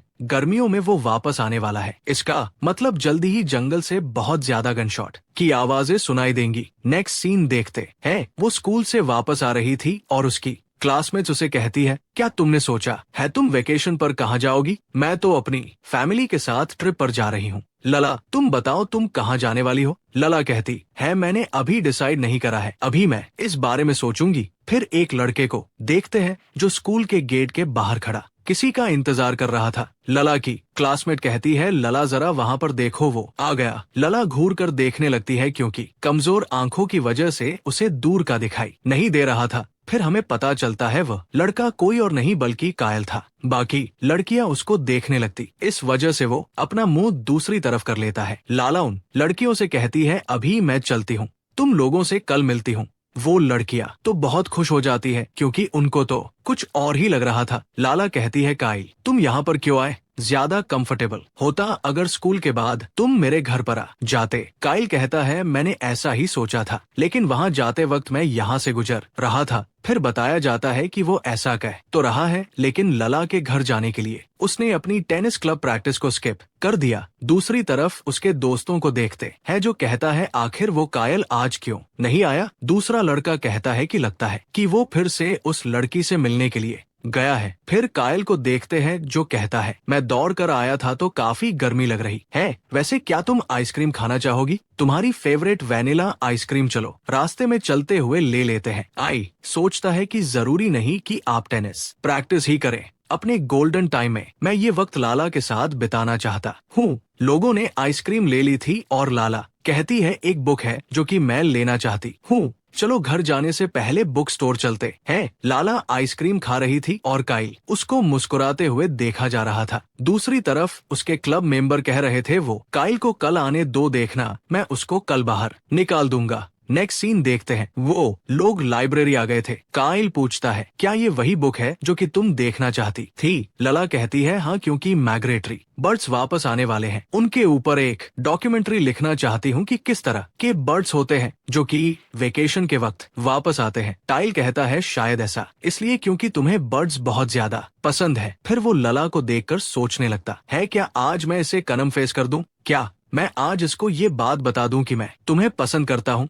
तभी लला उससे कहती है, कायल क्या कुछ है जो कि तुम मुझसे कहना चाहते हो? कायल कहता है, नहीं कुछ भी तो नहीं, वैसे क्या तुम और बुक्स नहीं लोगी, बस एक ही लोगी? लला कहती है, हाँ मैं बस एक ही बुक लूंगी, चलो घर चलते हैं। और कायल फिर से सोचने लगता है, नहीं अभी नहीं, अभी ये सही वक्त नहीं है, क्योंकि ऐसी सिचुएशन में जब मुझे पता भी नहीं कि लला मेरे बारे में क्या सोचती है, अगर मैंने ऐसे टाइम पर उसको कन्फेस कर दिया तो वो बहुत अनकंफर्टेबल महसूस करेगी और मैं ये नहीं करना चाहता। अगर ऐसा कुछ हुआ तो जो हमारी दोस्ती है वो भी खराब हो जाएगी। और ऑफ कोर्स जब मैं ये देखता हूँ कि लाला दिन पर दिन सुंदर होती जा रही है तो मैं बहुत सावधान हो जाता हूँ, इसीलिए मैं खुद पर काबू रखा हुआ हूँ ताकि लंबे समय तक उसकी इस खूबसूरत सी मुस्कुराहट को देख सकूं। मैं ये सोच रहा हूँ, क्या एक लवर की तरह शुरुआत करना सही रहेगा? हम काफी लंबे समय से एक दूसरे को जानते हैं, तो क्या ये बेहतर नहीं रहेगा अगर हम कपल बन जाए तो? एक हस्बैंड और वाइफ जो कि एक दूसरे के साथ ज्यादा कंफर्टेबल रहते हैं। हाँ, शादी में सोच रहा हूँ, क्या कॉलेज से ग्रेजुएशन के बाद हमें शादी कर लेनी चाहिए? फिर वो इमेजिन करने लगता है कि जब उनकी शादी होगी तो लाला ड्रेस में कैसी लगेगी। वो सोचता है, मुझे यकीन है कि लाला से ज्यादा खूबसूरत ब्राइड कोई भी नहीं होंगी। लाला कायल की वाइफ मुझे बहुत अच्छा लगा, मुझे बहुत ज्यादा पसंद आया। वो जोर जोर से हंसने लगता है। तभी लला पूछती है, कायल तुम हंस क्यों रहे हो? क्या तुम्हें ये इतना फनी लगा कि मैं अपने ज्योमेट्री के टेस्ट में फेल हो गई? हाँ, जाहिर सी बात है, तुम्हें तो ज्योमेट्री के एग्जाम में बहुत अच्छे मार्क्स मिलते हैं, तुम कहाँ मुझे पाहिल कहता है, नहीं लाइला रुक जाओ, मैं तो किसी और बात के बारे में सोच रहा था। फिर वो उसकी साइकिल पकड़ कर कहता है, चलो साथ में घर चलते हैं। वो लोग मिशन के पास से गुजर रहे थे और कायल कहता है, वैसे क्या तुमने ये खबर सुनी? बता रहे हैं कि ड्यूक हेड हार्ट 2 साल के बाद आखिरकार वापस आ रहे हैं। लाला फिर उदास हो जाती है और कहती है, मुझे नहीं पता। कायल कहता है, मुझे लगता है कि मिशन में बहुत ज्यादा हड़बड़ी मची होगी क्योंकि ड्यूक वापस आ रहे हैं। बताओ तुम्हें इसमें दिलचस्पी नहीं हो रही? टाइला सोचती है कि ऐसा इसलिए क्योंकि मैं उसको देखना नहीं चाहती हूँ। उस दिन के बाद से मुझे ऐसा महसूस होता है रेडी क्लडाइन ने मुझे बुलाया था, मुझे अकेला छोड़ दिया था और बस पैसे दे दिए थे। लेकिन जिस नीची नजरों से ड्यूक मुझे देख रहा था, उस वजह से मेरे दिल पर एक घाव हो गया था। वो एक ऐसा घाव था, वो तब मुझे महसूस होता था जब मैं अपने रिश्तेदारों के घर पर रहती थी। जब भी मैं ड्यूक का चेहरा देखती हूँ तो वो दिन मुझे फिर से याद आ जाता है। इसलिए मैंने बहुत ज्यादा कोशिश करी कि मैं उससे बिल्कुल भी ना टकराऊं। यहाँ तक कि उस वक्त भी जब लेडी क्लाउडाइन ने मुझे स्टेट में मिलने के लिए बुलाया था, मैं अपने सर को उस वक्त बस नीचे रखकर ही रही ताकि मेरी नजरें उससे ना मिले और वो मेरी तरफ बिल्कुल भी ना देखे। मैं उससे बहुत नफरत करती हूँ। जो दर्द मैं भूलना चाहती हूँ वो बार बार मुझे याद दिला देता है। तभी काल उससे पूछता है, लाला अगर मैं एक ऑफिसर बन जाऊं तो कैसा रहेगा? एकदम ड्यूक हेडार की तरह ऑफिसर बनूंगा और एक मेडल लेकर आऊंगा, शूटिंग में महारत हासिल करूंगा और अपने दुश्मनों का दिल चीर दूंगा। फिर लोग मुझे कैप्टन एटमैन कहकर बुलाएंगे। ये काफी ज्यादा कूल है ना? लला कहती है, काइल क्या तुम कुछ भूल गए हो? लगता है तुम्हें याद नहीं कि तुम एक चिकन को भी नहीं मार सकते। काइल कहता है, आखिर तुम दोबारा से उस बात को बीच में क्यों ला रही हो? फिर पिछले साल का वक्त देखते हैं। मिस्टर बिल चिल्लाते हुए कह रहे थे, काइल एटमैन आखिर अपने घर जाने के बजाय तुम मेरे घर क्यों आते रहते हो? एक अमीर दादा अपने घर पर खाना नहीं खाता, यहाँ पर खाता है। क्या तुम्हारे स्टेटस के लिए ये लो नहीं होगा? तब से इस छोटे बदमाश का मेरे घर आना बिल्कुल मना है। कायल सोचता है, नहीं ऐसा नहीं हो सकता। वो वक्त जब मैं लला से मिल पाता हूँ तभी जब मैं यहाँ पर आता हूँ और बहाना बनाता हूँ कि मुझे उसके साथ पढ़ाई करनी है। और वो मिस्टर बिल से कहता है, मिस्टर मैं खाने के लिए पे कर दूंगा, आप मुझे आर्डर दीजिए कि मुझे क्या करना है। मिस्टर बिल कहते हैं, क्या सच में तुम कर लोगे? एक सीन देखते हैं। उसे एक चिकन पकड़ने का आर्डर मिला था और वो उस मिशन में नाकाम हो गया था। मिस्टर बिल कहते हैं, और ये बच्चा तो एक चिकन तक नहीं पकड़ सकता। देखकर तुम्हें यही कहूंगा कि ये एटमैन फैमिली का निकम्मा बेटा है। काइल बहुत सैड हो जाता है और कहता है, मिस्टर ऐसा नहीं है। फिर लला उसको दिलासा देने लगती है और प्रेजेंट में काइल कहता है, तुम्हें पता है उस दिन के बाद से मिस्टर रेमर ने मुझे मेरा नाम लेकर नहीं पुकारा। वो मेरा नाम लेने की बजाय हमेशा यही कहते हैं कि किसी काम का नहीं। लला कहती है, वो ये भी तो कहते हैं कि अच्छा है पर किसी काम का नहीं, तो खुश हो जाओ। काइल कहता है, अच्छा तो तुम फिर से मुझे दिलासा दे रही हो। लला कहती है, काइल मैं तुम्हें पसंद करती हूँ क्योंकि तुम एक बहुत अच्छे इंसान हो। ताकि मैंने तुमसे कहा था कि तुम अपने इन हाथों से लोगों को बचाने के लिए मदद करो और इन हाथों को शूटिंग जैसी चीजों में बिल्कुल भी इस्तेमाल मत करो। तो तुम्हें नहीं लगता कि ये करना ज्यादा कूल लगेगा? काइल कहता है, तो क्या मैं मिलिट्री डॉक्टर बन जाऊं? तुम्हें तब भी मेडल मिलता है जब तुम मिलिट्री डॉक्टर बन जाते हो। कहती है कि हाँ, ये एक शानदार जॉब है क्योंकि तुम इसमें लोगों की जान बचाते हो। काइल कहता है, अच्छा ऐसा क्या? और तभी एक कार को आते हुए देखते हैं। लला से कहता है, साइड हो जाओ, एक कार आ रही है। और देखते हैं उस कार में कोई और नहीं बल्कि मैथियस बैठा हुआ था। काइल कहता है, क्या उसमें ड्यूक डोवेगर बैठे हुए थे? कहती है, नहीं मुझे लगता है शायद लेडी बैठी होंगी। डोवेगर तो हो ही नहीं सकते क्योंकि मैंने सुना है उन्हें कार से बहुत नफरत है। काइल कहता है, लेकिन ऐसा क्यों? कार्स तो काफी ज्यादा शानदार होती है, उनके काफी ज्यादा मॉडल होते हैं और वो ज्योमेट्रिक की टेक्नोलॉजी है। काइला कहती है, फिर से ज्योमेट्रिक की बात मत करो। काइल कहता है, अच्छा ठीक है, वैसे मैं ज्योमेट्रिक के नोट्स लेकर आया हूँ, तुम्हें दिखा सकता हूँ। अरे नहीं, मुझे लगता है कि मैं उसे डेस्क पर छोड़ आया। लला कहती है, तो फिर ठीक है, मैं घर जा रही हूँ और तुम्हारा इंतजार करूंगी। डिनर तक आ जाना और इस बात का ख्याल रखना कि नोट्स को लेते आओ। काइल कहता है, तुम मेरा इंतजार करोगी या फिर नोट्स का इंतजार करोगी? लाला कहती है कि एक नोट्स का इंतजार करूंगी। जाहिर सी बात है, कहता है कि मेरा तो दिल ही टूट गया। खैर मैं जल्दी ही वापस आ जाऊंगा। लाला कहती है कि तुम आराम से आना, मुझे डिनर की तैयारी भी करनी है। फिर वो जाते हुए सोचती है, आज मुझे डिनर में क्या पकाना चाहिए। दूसरी तरफ मैथियस को देखते हैं जो कार के बाहर देखता है और बटलर से कहता है कि गाड़ी को रोको। बटलर कहता है, क्या आपका मतलब यही बीच में रोक दूं? मैथियस कहता है, हाँ मुझे थोड़ी देर के लिए टहलने जाना है। और बटलर मैथियस से कहता है, तो फिर मैं इंतजार करता हूँ। मैथियस कहता है, कोई बात नहीं, मैं चला जाऊंगा। बटलर सोचने लगता है कि आखिर क्या हुआ होगा। ये अपने शेड्यूल से एक हफ्ते पहले आ गए, इसीलिए मैं किसी भी सर्वेंट को स्टैंड बाय पर रहने के लिए नहीं कह पाया। और अब ये अचानक से कह रहे हैं कि ये अकेले जाना चाहते हैं और वो मैथियस से कहने जा रहा था, तो मैं भी आपके साथ चलता हूँ। लेकिन मैथियस कहता है, नहीं, मैं तुमसे मैनर में मिलता हूँ। फिर वो वहीं पर वॉक करने लगता है और आंखें बंद कर कर कुछ याद करने लगता है। मैथियस की मॉम ने कहा था, मैथियस तुम्हें इस गर्मियों में सगाई कर लेनी चाहिए। मैथियस कहता है, ठीक है मैं कर लूंगा। और वो सोचता है, मैं अपनी माँ की बात पर राजी हो गया तो खानदान का रिवाज है कि सही वक्त पर शादी करना और एक उत्तराधिकारी को पैदा करना। मैथियस की ग्रैंड मदर कहती है कि मुझे लगता है कि लेडी क्लॉडाइन ड्यूकनेस बनने के लिए सबसे सूटेड रहेगी, और मैथियस सोचता है कि मैं अपनी ग्रैंड मदर की बात पर भी राजी हो गया। क्लॉडाइन 1 ब्रांड एक शानदार दुल्हन बनेगी। मैथियस की मॉम कहती है, जब तुम आर्बीस वापस आ जाओगे तो मैं क्लाउडाइन की फैमिली के साथ एक मीटिंग अरेंज करवाती हूँ।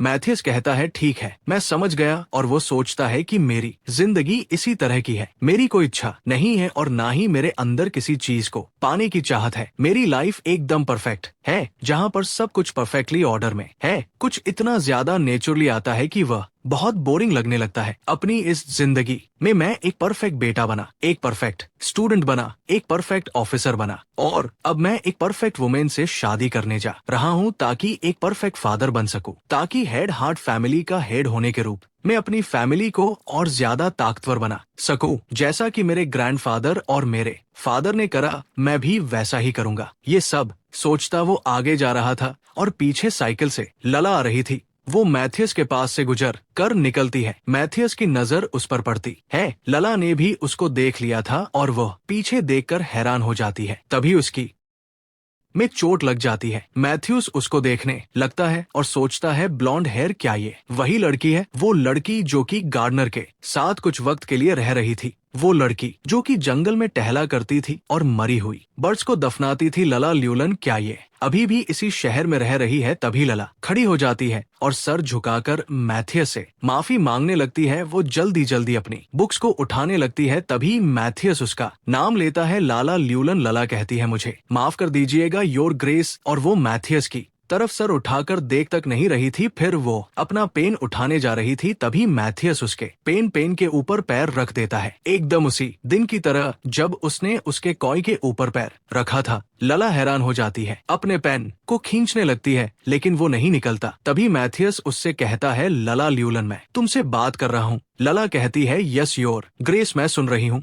मैथियस को चिढ़ हो रही थी क्योंकि लाला उसकी तरफ देख नहीं रही थी, इसलिए उसने उसके पेन के ऊपर पैर रख दिया। फिर लला ने उसकी तरफ देखा और अब वो खुश था। फिर वो पेन के ऊपर से पैर हटाता है और वहाँ से आगे चला जाता है। लाई सोचती है, इतना सब कुछ करा और कुछ भी नहीं कहा, आखिर फिर इसने ये सब कुछ करा ही क्यों? क्या लोगों को इस बारे में पड़ता है जिनको परफेक्ट ड्यूक कहा जाता है, जिनको सब लोग मानते हैं, वो इस तरह की हरकत करते हैं? लाला अपनी साइकिल उठाती है और आगे बढ़ने लगती है और मैथ्यूस को देखकर सोचती है, क्या ये इसी तरह धीरे धीरे चलने वाला है जब तक हम लोग स्ट्रेट नहीं पहुंच जाते? मैं चाहती हूँ कि वह अपने लंबे पैरों का इस्तेमाल करे और अपनी स्पीड को थोड़ा तय कर ले, क्योंकि मैं उसके आगे बिल्कुल भी जाना नहीं चाहती हूँ।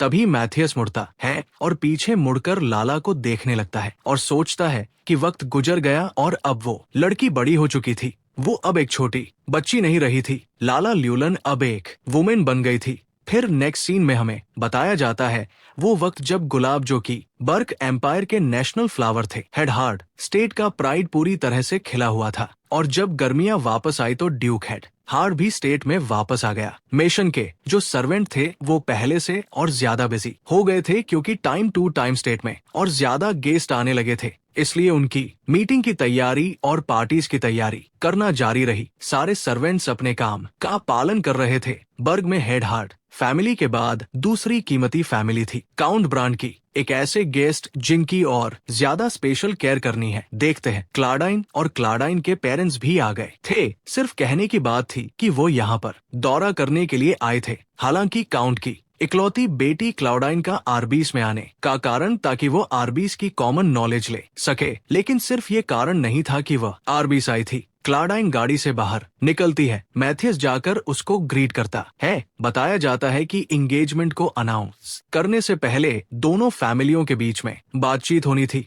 इसलिए दोनों फैमिलियों के लिए एक फ्रेंडली अरेंजमेंट कराया गया। सब लोगों का उद्देश्य जाहिर था, कोई भी इस बात को छुपाने की कोशिश नहीं कर रहा था, लेकिन किसी से भी ज्यादा ये मानना था कि क्लाडाइन क्या करेगी। टडाइन कहती है, क्या ग्रीन हाउस हमेशा से इतना ही खूबसूरत था। मैं देख सकती हूँ कि लेडी हेडहार्ड ने तो हेवन का थोड़ा सा हिस्सा यहाँ पर रख दिया है। मैथियस की मॉम कहती है, हाँ मैं काफी समय से यहाँ की देखभाल कर रही हूँ और आगे चलकर मैं इसे उस लेडी को सौंप दूंगी जो कि अब यहाँ का ख्याल रखेगी। वो इस वक्त क्लाडाइन की ही बात कर रही थी। फिर वो मैथियस से बोलती है, मैथियस जॉ क्लाउडाइन को आर्विस का पैराडाइज दिखा लाऊं, और वैसे भी हमें अभी बहुत सारी चीजों के बारे में बात करनी है। मैथियस क्लाउडाइन के पास जाता है और उसका हाथ पकड़कर कहता है, चलो चलते हैं। लेकिन वो जैसे ही उसका हाथ पकड़ता है, उसे लाला का हाथ याद आने लगता है। उसे देखकर वो थोड़ी देर के लिए शांत हो जाता है और क्लाउडाइन कहती है, चलिए ड्यूकेट हार्ट चलते हैं। बताया जाता है क्लाउडाइन अब उसकी छोटी कजन नहीं रही थी, अब वो परफेक्ट लेडी बन चुकी थी।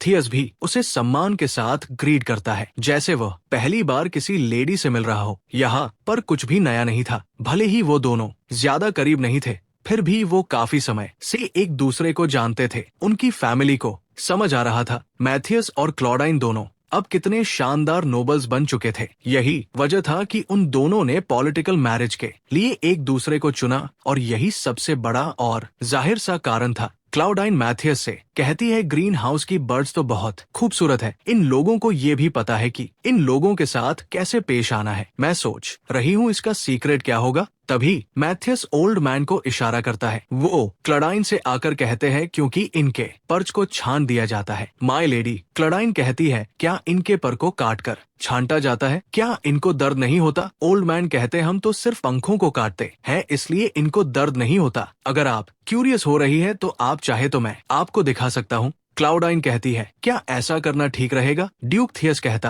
है, हाँ माय लेडी, जैसी तुम्हारी इच्छा। ओल्ड मैन पिंजरे के अंदर से एक येलो बर्ड यानी कि कैनरी को निकाल कर लाते हैं। मैथ्यूस उसे देखकर पूछता है, आखिर ये किस तरह की बर्ड है? ओल्ड मैन कहते हैं कि ये कैनरी है और ये सॉन्ग बर्ड है जो कि बहुत खूबसूरत गाना गाती है। क्योंकि इसे किसी इंसानी हाथों ने नहीं छुआ था तो इसकी कीमत ज्यादा है। हालांकि अगर इसके पर के ऊपर के हिस्से को काट दिया जाए तो ये और उड़ नहीं पाएगी और वो कहीं भाग नहीं पाएगी। ऐसे ही वो धीमे धीमे नरम पड़ जाएगी। और डाइन कहती है, फिर भी क्या हमें इसके पर काटने पड़ेंगे? ओल्ड मैन कहते हैं, जो कि अपनी इच्छा अनुसार उड़ सकता है, उसे किसी इंसान द्वारा काबू नहीं किया जा सकता। हालांकि ऐसा करना इनके लिए अच्छा हो सकता है क्योंकि हम इन्हें उड़ने से रोक सकते। इस वजह से खतरनाक जगह पर नहीं जाएंगे और चोट नहीं खाएंगे। ओल्ड मैन ने उसके परों को काट दिया था। वो उड़ने की कोशिश करती है लेकिन तभी ही नीचे गिर जाती है। मैथियस उसको अपने हाथों में उठा लेता है, जिस वजह से वो झट्टाने लगती है। ओल्ड मैन बर्ड को लेते हैं और कहते हैं कि वो तुरंत ही काबू में नहीं हो जाते, उनको थोड़ा वक्त लगता है ताकि उनको इन पंखों की आदत पड़ सके। और वो क्लाउडाइन से पूछते हैं, क्या आप इसको पालना चाहेगी माय लेडी? कहती है, नहीं, मैं बस इसको देखना चाहती थी। शुक्रिया मेरे सवालों का जवाब देने के लिए। चलिए ड्यूक हेड हार्ड अब टेबल पर वापस चलते हैं। मैथियस की तरफ हाथ बढ़ाती है। मैथियस उसके हाथ को जैसे ही पकड़ता है, उसे फिर से लला का हाथ नजर आता है। फिर दोनों जाने लगते हैं। तभी मैथियस ओल्ड मैन से कहता है कि इसे मेरे कमरे में भेज देना। ओल्ड मैन कहते हैं कि माफ कीजिएगा, क्या कहा आपने? मैथियस कहता है कि उस बर्ड में उस कैनरी की बात कर रहा हूँ। और लला को देखते हैं जो बैरीज इकट्ठा कर रही थी। फिर वो याद करती है जब वो मैंशन फ्लावर्स लेकर गई थी, तब मेट ने उससे कहा था, थैंक यू सो मच लला कि तुम फ्लावर्स को यहाँ पर लेकर आई। लला कहती है, कोई बात नहीं, वैसे देखकर लगता है कि स्टेट में कोई आने वाला है। कहती है, हाँ ब्रांड फैमिली आने वाली है, सब उसी की तैयारी कर रहे हैं। लला सोचती है, मिस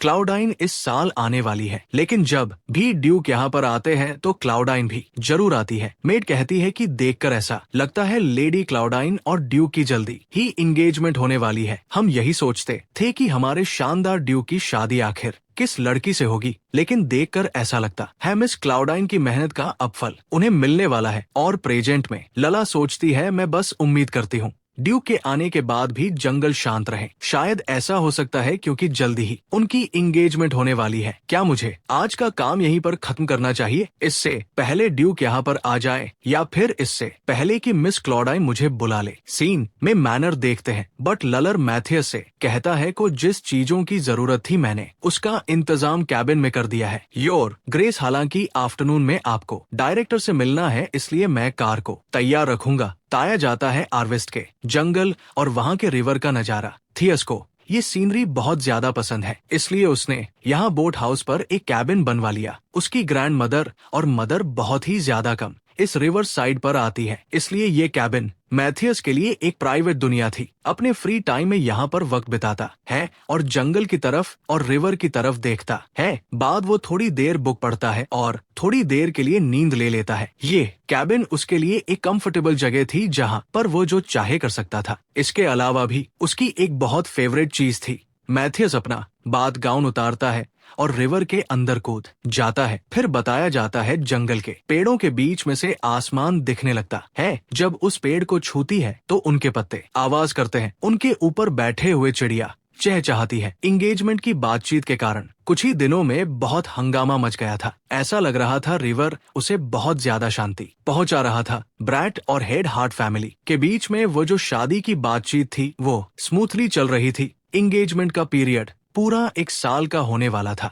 समर के एंड होते होते इस इंगेजमेंट को दुनिया में अनाउंस कर दिया जाएगा। हालांकि सब लोग मैथ्यूज की बहुत इज्जत करते थे, इसलिए वह ड्यूक होना डिर्व करता था। इसलिए मिलिट्री ऑफिसर होने के तौर पर अब उसे अपनी ड्यूटीज को कंटिन्यू रखने की जरूरत नहीं थी। उसने 2 साल तक इंपीरियल गार्ड के तौर पर अपना वक्त बिताया। अब शादी के बाद वह अपनी फैमिली के कामों पर फोकस करने वाला था। जैसी चीजें चलनी चाहिए थी चल रही थी। उसकी जिंदगी रिवर की तरह शांति से बह रही थी, जैसा कि उसके मायने में कहा जाता है। सब कुछ परफेक्ट। सीने लला को देखते हैं जो पेड़ पर बैठी थी। तभी उसके हाथ से पेपर्स छूट कर गिर जाते हैं। ऐसा इसलिए था क्योंकि उसके सामने मैथियस नेकेड रिवर में तैर रहा था। उसकी नजर भी लला के ऊपर पड़ती है। लला जल्दी से अपनी आंखें मलने लगती है। सोचती है वहाँ पर क्या है, क्या कोई आदमी वहाँ पर तैर रहा है। ऐसा लगता है कि वो नेकेड है। नहीं, ये तो ड्यूक है। डांट है, नहीं यहाँ पर मत आना। आखिर ये इस जगह पर क्यों आ रहा है। नहीं प्लीज यहाँ पर मत आओ, अपनी आंखें बंद करो।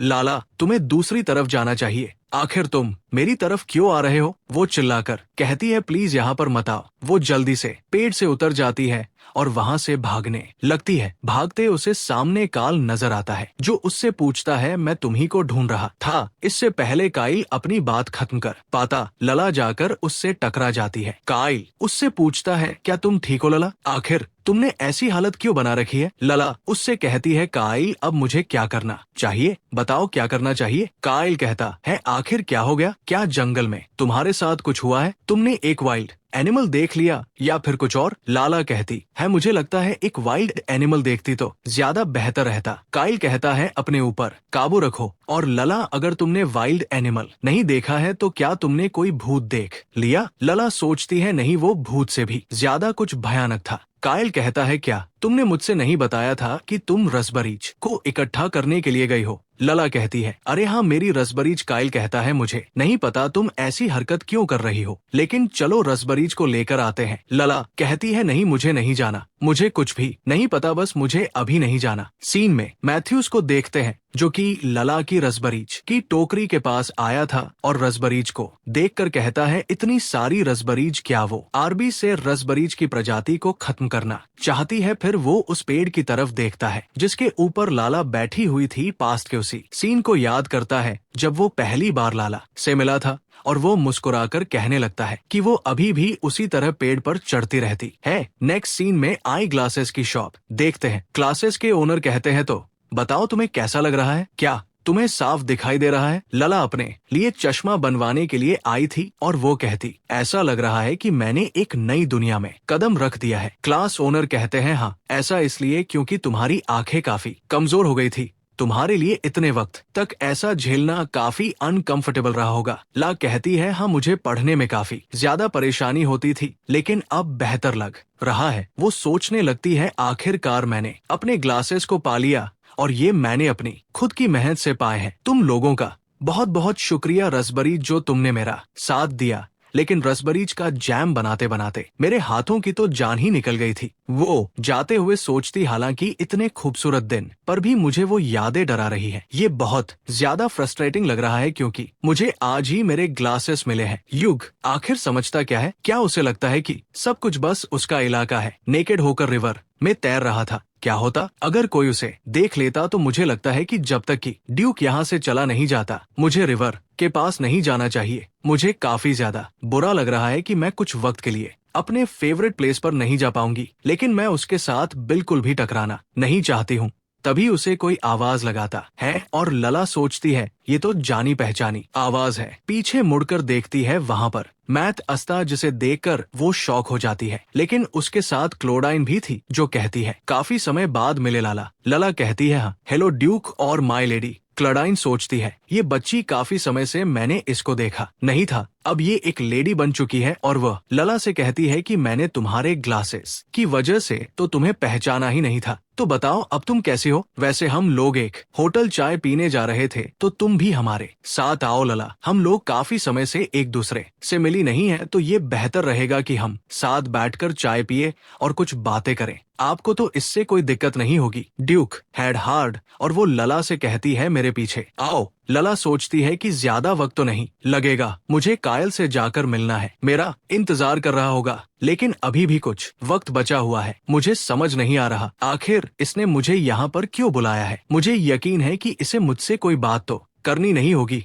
मुझे कुछ भी समझ नहीं आ रहा है, लेकिन मुझे इस बात से आश्चर्य नहीं हो रहा। एक ऐसी जगह जहाँ पर तुम होते भी हो, लेकिन ऐसा प्रेजेंट करते हो कि तुम हो ही नहीं। 12 साल की उम्र में मेरे साथ ऐसा ही होता था, तो आज मैं ये बात को एक्सेप्ट कर लूंगी। लेकिन अपने ग्लासेस के कारण मैं क्यू को अपने सामने बैठे साफ साफ देख पा रही हूँ। लेकिन अपने बचपन में मैंने जब इसकी नीली आंखों को देखा था, तो इसकी आंखों ने मुझे रुला दिया था। और इस वक्त मुझे बहुत अब ज्यादा अनकंफर्टेबल फील हो रहा है कि मैंने कहा था हम दोबारा नहीं मिलेंगे, फिर भी हम आमने सामने बैठे हुए हैं। लेकिन मुझे ऐसा क्यों लग रहा है कि मुझे ही अनकंफर्टेबल महसूस हो रहा है? क्या ड्यू को उस दिन की वजह से बिल्कुल शर्म नहीं आ रही? नॉर्मली देखा जाए तो ये वो इंसान है जिसे एम्बरेस होना चाहिए था। जब मैं सोच रही हूँ तो मैंने इस बारे में पहले भी सुना है। नोबल्स लोग सर्वेंट्स को एक फर्नीचर या फिर पेंटिंग से ज्यादा और कुछ नहीं देखते, क्योंकि उन लोगों का नजरिया बिल्कुल भी मायने नहीं रखता है। यानी कि इसको ऐसा लग रहा होगा कि ये किसी फर्नीचर के सामने नेगेट था। अब से मैं ऐसा ही दिखाऊंगी कि मैं एक फर्नीचर हूँ,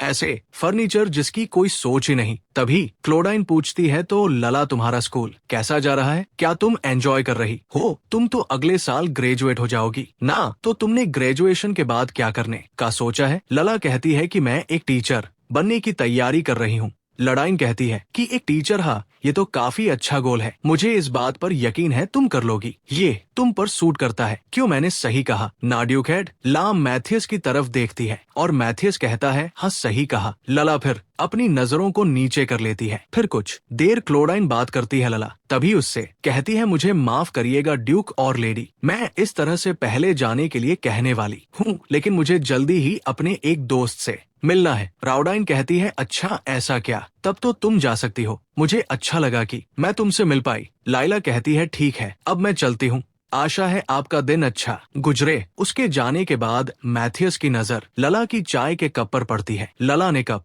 को छुआ तक नहीं था। नेक्स्ट सीन में देखते है लला काल के साथ थी और काइल कहता है अच्छा तो तुम रसबेरीज लेकर आई, उनसे जैम बनाकर बेचा, तुम तो कमाल की हो लला। लला कहती है मुझे परेशान मत करो, वैसे तुम इतनी देर से हंस क्यों रहे हो? क्या ऐसा इसलिए है क्योंकि मैं ग्लासेस पहनी हुई हूँ? कहता है तुम्हें पता है अगर तुम ग्लासेस को और ज्यादा अंदर करोगी तो तुम्हारी आंखें एकदम चूहे की तरह नजर आएंगी। काला कहती है मैंने कहा ना ऐसा मत करो। काइल कहता है पता है तुम अंकल बिल की तरह दिख रही हो, वैसे चलो जल्दी से खा लेते हैं, टेनिस खेलने के बाद मुझे बहुत भूख लग रही है। फिर मैथियस को देखते हैं जो कार में बैठा हुआ था और खिड़की के बाहर देख रहा था। उसे बेंच पर बैठे काइल और लला नजर आते हैं और वो सोचता है क्या ये वही लड़का है जिस दोस्त की वो बात कर रही थी? ये तो काइल लिटमैन है, डॉक्टर का बेटा। उसने उस वक्त अपने चाय को कप को छुआ भी नहीं था। वो चुपचाप वहाँ पर बैठी थी और चुपचाप ही वहाँ से चली गई। उस वक्त बहुत घबराई हुई लग रही थी, जैसे कि बस वहाँ से भागना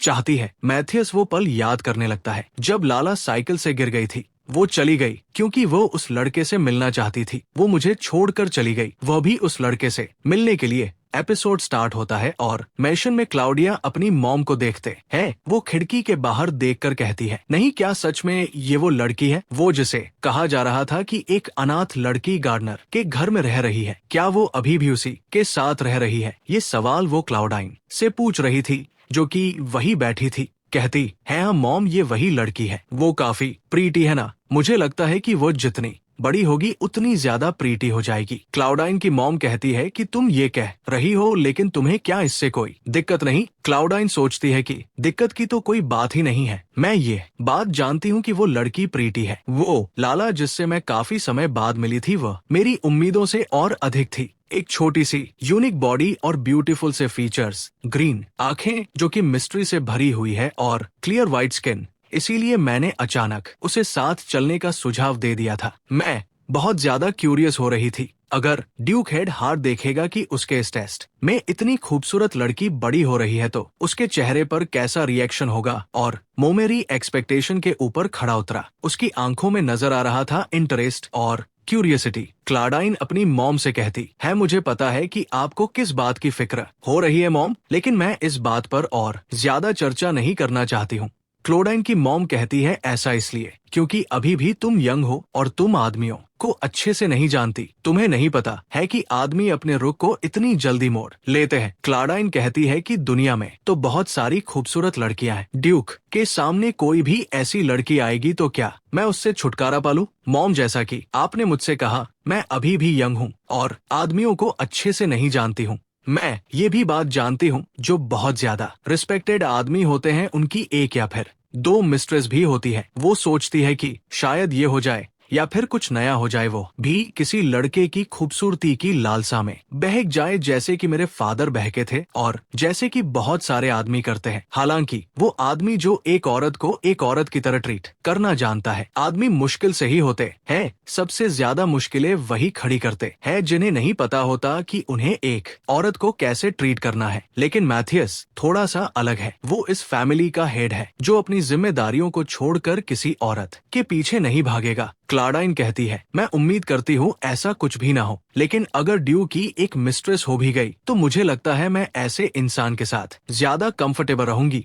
फिर वो औरत मेरी मुट्ठी में रहेगी, मेरे खिलाफ कुछ भी करने की कोशिश नहीं कर सकती। कि मॉम कहती है, ओ क्लाउडाइन, आखिर तुम ये क्या बात कर रही हो? तुम भी ना? क्लाउडाइन सोचने लगती है, मेरी माँ जो कि बहुत कमजोर थी, जिस वजह से उनके बहुत सारे मिसकैरेज हुए, बहुत मुश्किलों के बाद वो मुझे पैदा कर पाई थी। क्लाउडाइन की मॉम कहती है, फिर भी मुझे नहीं लगता कि मैथियस के आसपास ऐसी लड़की का होना अच्छा है। मैं हर साल यहाँ पर आती हूँ, आखिर मैंने पहले इस लड़की को क्यों नहीं देखा? टाइन सोचती है कि मेरे फादर का प्यार ठंडा पड़ जाएगा जब उन्हें एहसास होगा कि वो उत्तराधिकारी के तौर पर एक लड़का पैदा नहीं कर पाए। फिर पता नहीं कब एक जवान औरत आएगी, उन्हें लड़का पैदा कर देगी और उनका प्यार छीन लेगी। मेरी माँ हमेशा इसी डर में रहती है। मुझे अपनी माँ पर बहुत तरस आता है और मैं इस तरह की दया से बहुत ज्यादा थक चुकी हूँ। क्लाउडाइन कहती है, मॉम, अगर ड्यू को उस लड़की में इंटरेस्ट भी हो तब इससे क्या ही फर्क पड़ जाएगा? अगर आप इसे देखकर ध्यान से सोचेंगी तो ये बस लस्ट है। क्लाउडाइन की मॉम कहती है, क्लाउडाइन, तुम प्यार के बारे में कुछ भी नहीं जानती हो। प्यार एक ऐसी चीज होती है जो लोगों को पागल बना देती है। डाइन सोचती है, क्या प्यार? मैंने अपनी माँ से वादा करा जो प्यार की वजह से कभी भी रोना बंद नहीं करती थी,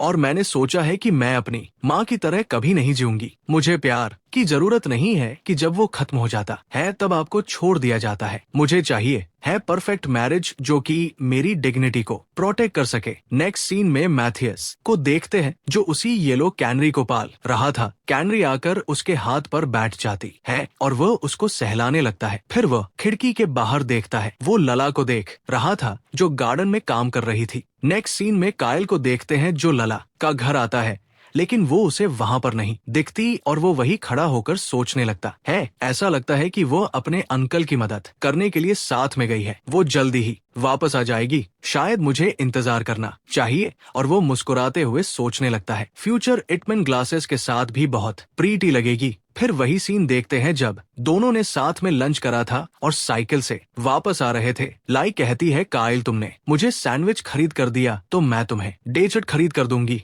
काइल कहता है, अरे कोई बात नहीं, तुम ऐसी बात क्यों छेड़ रही हो। और काइल सोचने लगता है जब मैं लला के साथ साइकिल पर था तब मैं शिद्दत के साथ उसके साथ साइकिल पर जाना चाहता था। लला कहती है तुम्हें पता है काइल, कुछ भी हो मैं तुम्हें आइसक्रीम तो दिला दूंगी। कायल सोचने लगता है मुझे जल्दबाजी नहीं करनी चाहिए, अभी मुझे इंतजार करना चाहिए सही वक्त का। लेकिन मेरे सब्र का बांध हमेशा लैला के सामने कमजोर सा पड़ जाता है। जब भी मेरी उंगलियां उससे टकराती है तो मेरा दिल बहुत तेजी से धड़कने लगता है। ऐसा लगता है मानो दिल की आवाजें मेरी पूरी बॉडी में गूंज रही है। कभी कभी तो मुझे ऐसा लगने लगता है कि मैं कोई सपना देख रहा हूँ। लेकिन सबसे ज्यादा मुश्किल वाली बात यह है कि इस फीलिंग को सहते रहना। एक दिन अचानक से कोई आ जाएगा, शायद वो लायला को मुझसे दूर ले जाए। ये डर मुझे बहुत ज्यादा सताता रहता है और ऐसे केस में मैं ये सोचता हूँ क्या ये बेहतर नहीं रहेगा अगर मैं कनम फेस कर दूं। तो तभी कोई कायल को आवाज लगाता है। वो लला थी जो फ्लावर वाली हैट पहन कर आ रही थी। उसकी हैट देखने के बाद कायल जोर जोर से हंसने लगता है और कहता है आखिर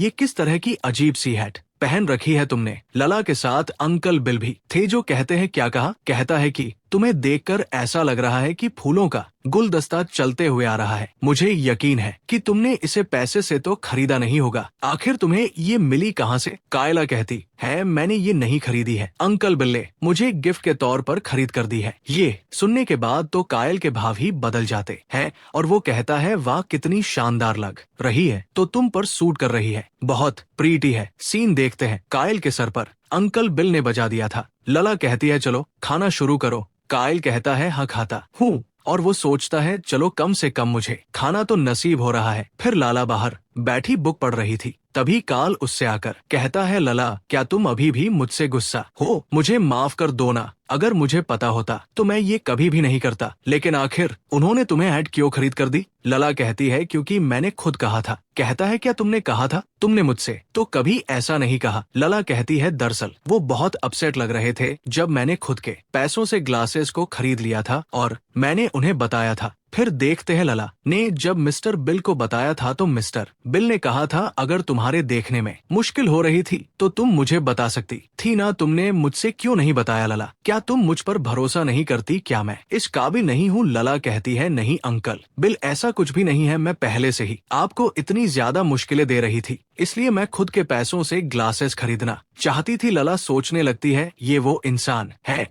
जो मुझ पर कभी भी गुस्सा नहीं होते हैं। कोई फर्क नहीं पड़ता चाहे मैं जो भी कह लूं, इनकी आंखों में बस उदासी नजर आती है। इस वजह से मुझे कुछ दिनों से बहुत ज्यादा ऑकवर्ड फील हो रहा था उनको अपसेट देखकर। इसीलिए काफी सोचने के बाद मैंने उनसे कहा कि मुझे एक मदद चाहिए और मैंने उनसे हैट खरीदने के लिए कहा। फिर उन्होंने मुझे ये हैट खरीद कर दी और उन्होंने ये खुद चूज करी है। बहुत सारे लोग मेरा मजाक उड़ा रहे थे कि ये हैट काफी अजीब है। कहता है शायद मुझे ऐसा नहीं करना चाहिए था। अब मुझे बहुत बुरा लग रहा है कि मैंने उनके गिफ्ट का मजाक उड़ा दिया। सोचने लगती है मेरे लिए फ्लावर्स इस दुनिया में सबसे खूबसूरत है, इसलिए वो हेड जिसके ऊपर बहुत सारे फ्लावर्स हैं वो मेरे लिए बहुत प्रीटी है। एक अकेले रहने वाले पर्सन एक वुमेन की दुकान में गए और मुझे ये खरीद कर दिया, इसलिए मैं जानती हूँ कि ये कितना ज्यादा स्पेशल है। और वो काइल से कहने लगती है कि मेरे लिए ये एक हैट दुनिया में सबसे प्रीटी हैट है। काइल कहता है हाँ मैं समझ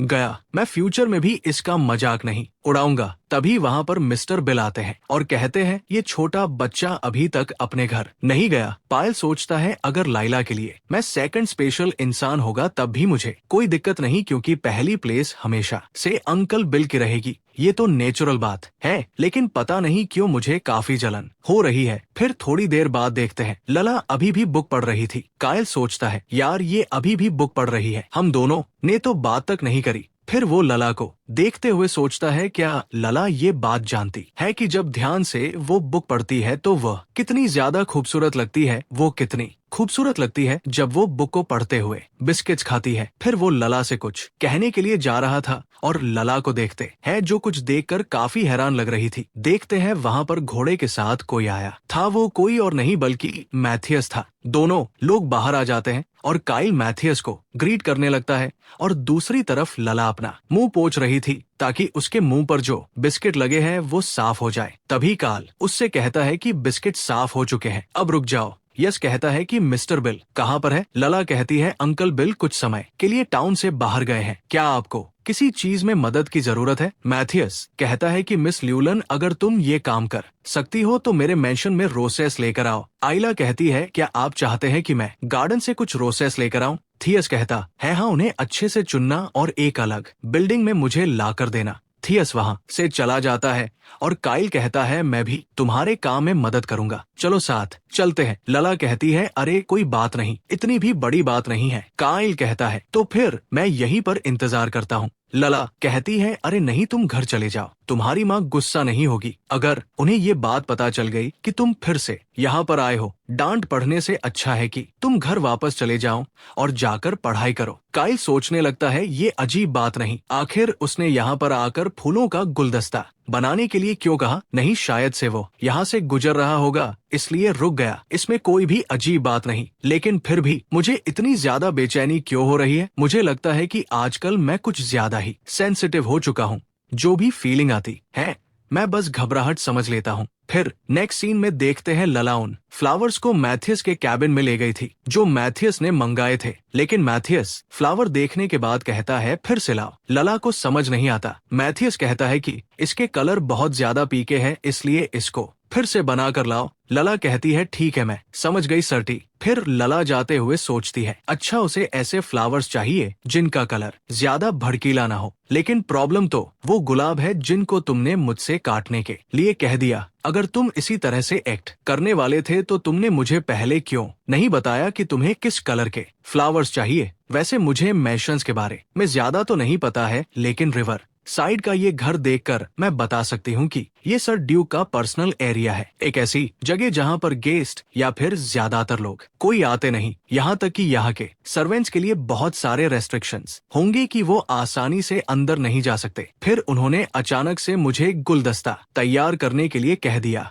वो भी ऐसी जगह के लिए जो कि एकदम पर्सनल स्पेस है। शायद से ये मिस क्लाडाइन के लिए होगी जिससे उसकी जल्दी ही सगाई होने वाली है, इसलिए मैं जल्दबाजी में वैसे ही भड़कीले कर ले आई थी जैसे कि मिस क्लाडाइन को पसंद है, लेकिन फिर भी उसे पसंद नहीं आया। एक बात मैं पूरे यकीन के साथ कह सकती हूँ, सर ड्यूक के बारे में सोचने का जो नजरिया है वो बिल्कुल गलत है, क्योंकि ऐसा हो ही नहीं सकता एक इंसान दूसरे इंसान को इतनी ज्यादा तपती धूप में इतना ज्यादा दौड़ाएगा। ये बिल्कुल भी सही नहीं है। मुझे नहीं पता कि लोग उसके बारे में क्या सोचते हैं, लेकिन अगर रही मेरी बात तो मैं उससे बहुत नफरत करती हूँ। मैं जितना चाहूँ इस घर को घूरने के बाद उसके बाद अंदर जा सकती हूँ। वो अंदर जा रही थी तभी बटलर कहते हैं तुम काफी मेहनत कर रही हो। लला कहती है क्या आप यहाँ से जा रहे हैं। बटलर कहता है हाँ, मुझे मैशन में कुछ काम था इसलिए मैं जा रहा हूँ। लला सोचने लगती एक मिनट, इसका मतलब इस वक्त घर में सिर्फ ड्यूक है। ये सोच ही कर मेरी बॉडी में घुसबम्स आ रहे हैं। रूम में आती है और मैथ्यूज को देखकर सोचती है क्या ये सो रहा है, ये कितने सुकून के साथ सो रहा है। शायद ऐसा इसलिए क्योंकि मैंने इसे हमेशा पूरी तरह तैयार होते हुए देखा है, लेकिन इस वक्त इसके बाल बिखरे हुए हैं और इस वक्त ये पूरा अलग ही पर्सन लग रहा है। लेकिन अब मुझे क्या करना चाहिए? क्या मुझे इंतजार करना चाहिए या फिर यहाँ से चले जाना चाहिए? लेकिन तभी मैथियस आँख खोलता है और उसकी तरफ देखने लगता है। टाइला कहती है सर ड्यूक, मैं नए फ्लावर्स को लेकर आ गई हूँ, आप देखकर बताइए क्या मुझे ये फिर से करना पड़ेगा? मैथियस कहता है अगर मैं कहूँगा तो क्या तुम फिर से करोगी? लला कहती है हाँ, अगर मैंने कोई गलती करी है तो मैं करूंगी, लेकिन इस बार मुझे ये बता दीजिएगा कि आपको कौन से कलर्स के फ्लावर पसंद है। और तभी वो सोचने लगती अरे यार ये क्या हो रहा है, मेरे दिमाग की सोचें बाहर आ रही है। मैथियस कहता है कोई बात नहीं, बैठ जाओ। आइला सोचती है लगता है मैं वो कलर लेकर आ गई जो कि इसको चाहिए था, और वो कहती है नहीं सर, अगर आप सेटिस्फाई हो चुके हैं तो अब मैं यहाँ से चलती हूँ। मैथियस कहता है मिस ललन, तुम फ्लावर्स को लेकर आई हो तो तुम्हारा ये काम नहीं बनता कि तुम इनको वास के अंदर डालो। लला कहती है लेकिन मेरे फ्लावर्स अरेंज करने की स्किल कुछ खास नहीं है। मैथियस कहता है तो फिर क्या मैं ये करूं? लला सोचती है इस वक्त घर में सिर्फ मैं और सर ड्यूक ही है। इसका कहने का मतलब ये है कि भले ही मुझे करना ना आता हो, लेकिन ये कुछ ऐसा है जो अभी मैं ही कर सकती हूँ। वो फ्लावर्स को अरेंज करने के लिए बैठ जाती है। मैथियस उसको देखने लगता है और सोचता है, जब भी मैं इस लड़की की तरफ देखता हूँ तो मुझे वो कैनरी याद आ जाती है जो कि मेरे बेडरूम में है, मेरे गोल्डन कलर की बर्ड जो कि मेरे हाथों पर आकर बैठ जाती थी, लेकिन बेडरूम में लाने के बाद वो बहुत शांत हो चुकी है, जैसे कि वो मर गई हो। लेकिन जैसे जैसे समय बीता उसकी सीमाएं टूट गई और वो मेरा पीछा करने लगी। ये कहावत है कि वो एक ऐसी बर्ड है जिसे काबू में करना मुश्किल है, लेकिन अंत में वो हो ही जाती है। वो आकर मेरे हाथों पर बैठ जाती है और जब मैं उसकी आंखों में देखता हूँ वो एक खूबसूरत सा गाना गाने लगती है, मानो की कहानियां सुना रही हो। लेकिन लला, ल्यूलन आखिर तुम्हारा क्या? तभी लला उठती है और वास में देखकर कहती है, अरे इसमें तो पानी ही नहीं है, मैं पानी लेकर आती हूँ। फिर उसने फ्लावर अरेंज कर दिया था और कहती है कि काम हो गया। क्या आपको ये पसंद आया? यस को लाइला की बात याद आती है कि फ्लावर अरेंज करने में वो अच्छी नहीं है और वो सोचता है, मुझे लगता है कि ये ईमानदारी से बता रही थी। मैथियस कहता है कि ये भयानक लग रहे हैं। लाला एम्बरेस हो जाती है और कहती है, माफ कर दीजिएगा, मैं एक स्किल मेड लेकर आती हूँ। मैथियस कहता है, नहीं रहने दो, बैठ जाओ। उसके सामने एक खाने का बर्तन रखकर कहता है, खा लो इसे। लाला देखती है कि उसके अंदर सैंडविच और पानी रखा हुआ था। मैथियस सोचता है कि ये ऐसा चेहरा क्यों बना रही है, क्या इसे अपने काम करने की पेमेंट पसंद नहीं आई? लेकिन ये खा और हंस तो अच्छे से लेती है, एकदम सनलाइट की तरह। अगर उसे कुछ ऐसा पसंद है तो मैंने यही प्लान करा था, उसे इनाम के तौर पर कुछ ऐसा दूंगा जो उसके लेवल को फिट बैठेगा। पहले ये फ्लावर अरेंजमेंट भयानक हो, लेकिन उसने गार्टर के तौर पर काम करा था। शांत खड़ी थी और फिर कहती है, शुक्रिया सर ड्यूक, लेकिन मैं बिल्कुल ठीक हूँ। अगर आपके पास मेरे करने के लिए कुछ और नहीं है तो अब मैं यहाँ से चलती हूँ। मैथियस सोचता है कि अगर तुम्हारी यही इच्छा है तो फिर ठीक है। मैथियस कहता है, तो फिर तुम इसे मेरा एक एहसान समझ सकती हो। आइला सोचती है कि मैं जानती हूँ ये एहसान नहीं है, लेकिन मेरी फीलिंग से कोई भी फर्क नहीं पड़ता। जितना ज्यादा मना करूंगी उतना ही मेरे लिए बुरा होगा। अगर मैंने दोबारा से मना कर दिया तो शायद से सिचुएशन और खराब हो जाए। यही बेहतर रहेगा कि मैं जल्दी से इसे खा लूं और जितनी जल्दी हो सके यहाँ से चली जाऊं। मैंने पहले ही बहुत कुछ खा लिया था और मैंने डेजर्ट भी खाया था। गार्डन में मैंने बहुत दौड़ भाग करी है जिस वजह से मुझे बहुत पसीना निकला, तो मुझे ऐसा नहीं लगता मैं इस वक्त अपने गले से कुछ निगल सकती हूँ। ये एक सिंपल सा गिफ्ट है जो कि मुझे रोजेस लाने के लिए मिला है, या फिर ये एक पनिशमेंट है कि मैंने फ्लावर्स का अरेंजमेंट बहुत बुरा करा। मुझे ऐसा लगता है कि ये दूसरा ही ऑप्शन होगा। आखिर मुझे समझ नहीं आ रहा है, आखिर ये इतना मुझे घूर घूर कर क्यों देख रहा है? ये हमेशा से ऐसा ही था। जब मैं छोटी थी तब भी ये मुझे नीची नजरों से देखता था। तब से मैंने अपनी पूरी कोशिश करी है कि अपने सर क्यों नीचे करी रहूं और जितनी जल्दी हो सकूं वहां से चली जाऊं। एक ऐसे टाइम पर पहुंच चुका है जब ये मुझे बहुत ज्यादा अनॉयड कर देता है। मैथ्यूस आकर उसके केप के रिबन को पकड़ता है, कहता है, लला, अगर तुम एक लेडी हो तो तुम्हें ऐसी हैट्स को नहीं पहनना चाहिए। कहकर वो उसकी हैट को उतार लेता है। कहता है, स्पेशली घर के अंदर तो बिल्कुल भी नहीं। लैला एकदम स्टंट हो जाती है और सोचती है ये सब कुछ बर्दाश्त से बाहर है। जब भी मैं कोई ऐसी बुरी सिचुएशन में होती हूँ तो वो हमेशा मुझ पर हंसता है, मुझ पर ऐसे हुक्म चलाता है जैसे कि मैं कुछ हूँ ही नहीं। लेकिन मैं अपने हैंड को वो दूसरा सामान नहीं बनने दूंगी जिस वजह से वो मुझे परेशान कर सके, क्योंकि ये मेरे अंकल ने मुझे खरीद कर दी है। वो मैथियस से कहती है, ठीक है, अब मैं घर जा रही हूँ, इसलिए प्लीज मेरी हेड को मुझे वापस कर दीजिए। मैथियस कहता है, तो फिर खाना खत्म करो, फिर मैं तुम्हारी हेड तुम्हें वापस कर दूंगा, फिर तुम यहाँ से जा सकती हो। एकदम सिंपल सी बात है। कहती है, नहीं, मैं नहीं चाहती, मैं ये खाना नहीं चाहती और ना ही खाऊंगी, इसलिए प्लीज मेरी हेड को मुझे वापस कर दीजिए। मैथियस कहता है, क्या तुम्हें ये पसंद नहीं आया? आइला कहती है, नहीं, मैंने गलती कर दी है, इसलिए मेरी हेड को मुझे दे दीजिए। लेकिन मैथियस उसे हैट नहीं देता बल्कि ऊपर करने लगता है। तभी मैथियस की नजर उसी सैंडविच पर पड़ती है जो नीचे पड़ा हुआ था और तभी मैथियस उस हैड को खिड़की से बाहर फेंक देता है। इससे पहले लाला उस हैड को पकड़ पाती, वो हैड जाकर सीधा नीचे पानी में गिर जाती है। लला जल्दी से लेक के पास पहुंचती और सोचती, अब मुझे क्या करना चाहिए? अगर मैंने जल्दी नहीं करी तो पूरी हैड खराब हो जाएगी। फिर उसे वो पल याद आने लगता है जब उसके कजिन्स उसको बुली करते थे और बुली करते करते उन लोगों ने उसे पानी के अंदर फेंक दिया था जब वो डूबने लगी थी और ये याद करने के बाद लला सोचती है मुझे बहुत डर लग रहा है। फिर वो पल याद करती है जब अंकल बिल ने उसे हैट ला कर दी थी और वो कहते हैं शॉप में बहुत सारी हैट्स थी, अगर तुम्हें ये पसंद नहीं आई तो तुम दूसरी ला सकती हो। लला कहती है क्या आपने ये खुद चूज करी है? अंकल ये तो बहुत प्यारी है, ये तो बहुत खास है, आखिर मैं इसको कैसे पहनूं? अंकल कहते हैं क्या तुम्हें ये पसंद आई? लला कहती है ऑफ कोर्स मुझे ये बहुत पसंद आई। अंकल बिल कहते हैं ये तुम पर बहुत ज्यादा प्रीटी लग रही है। ये याद कर लला अपने ग्लासेस को उतारती है और किनारे पर रख देती है। फिर वो पानी के अंदर उतरने लगती है और मैथियस उसको देखकर सोचता है क्या ये सिर्फ उस हैट को उठाने के लिए पानी के अंदर जाने वाली है। हालांकि इस लेक का जो पानी है वो काफी गहरा है, अगर वो थोड़ा और आगे जाती रही तो वो जल्दी ही नीचे डूबने लगेगी। और देखते है लला ने उस हेड को पकड़ लिया था, लेकिन अगले ही पल वो पानी में डूबने लगती है। फिर मैथस को देखते हैं जो सोचता है पहले खा लेती फिर यहाँ से चली जाती। सिंपल सी बात थी, लेकिन तुमने सिंपल से इंस्ट्रक्शंस को नहीं माना और तुम मुसीबत में फंस गई। पानी में डूब रही थी। मैथियस दौड़ता हुआ आता है, उसको बचाने के लिए पानी में कूद जाता है। वो उसको जाकर पकड़ लेता है और पानी से बाहर निकाल लाता है। लाला बहुत ज्यादा खांसने लगती है और मैथियस उसको देखकर सोचता है मुझे इसको देखकर यकीन नहीं हो रहा, ये बस डूबकर मरने वाली थी,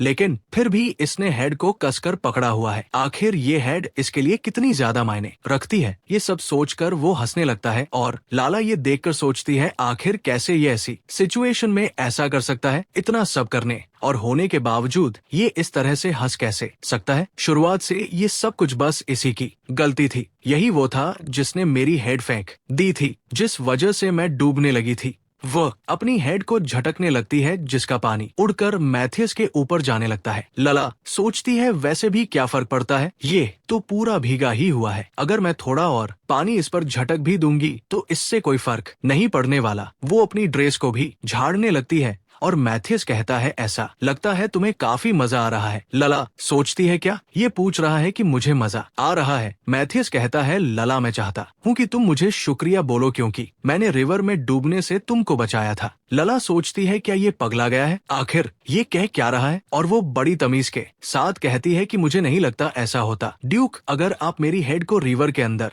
नहीं फेंकते। मैथियस खड़ा होता है और कहता है नहीं ऐसा होता ही ना, अगर मेरा दिया हुआ सैंडविच तुम चुपचाप खा लेती। फिर वो उसके ऊपर पानी छिड़कते हुए कहता है मुझे यकीन नहीं हो रहा, एक हैड को बचाने के लिए तुम सीधा रिवर में बेवकूफों की तरह कूद गई। सबसे बड़ी बात तुम ये बात जानती थी कि तुम्हें तैरना नहीं आता है। लला सोचती है मुझे इतना गुस्सा आ रहा है कि लग रहा है मैं फट जाऊंगी, लेकिन मैं अपने ऊपर काबू रखूंगी क्योंकि ये आर्विस का लॉर्ड है। मैं नहीं चाहती मेरे एक्शन की वजह से अंकल बिल को कोई भी तकलीफ हो। वो झुककर मैथियस से कहने लगती है शुक्रिया मेरी जान बचाने के लिए। मैथियस कहता है फिर से कहो फिर से, लेकिन एक लेडी की तरह। नैला कहती है मुझे माफ कर दीजिएगा कि मैं दूसरी लेडीज की तरह प्रॉपर एक नहीं कर पा रही। मैथियस कहता है फिर भी तुम्हें मेरे सामने एक लेडी की तरह एक्ट करने की कोशिश करनी चाहिए क्योंकि मैं तुमसे अलग हूँ, मैं एक जेंटलमैन हूँ।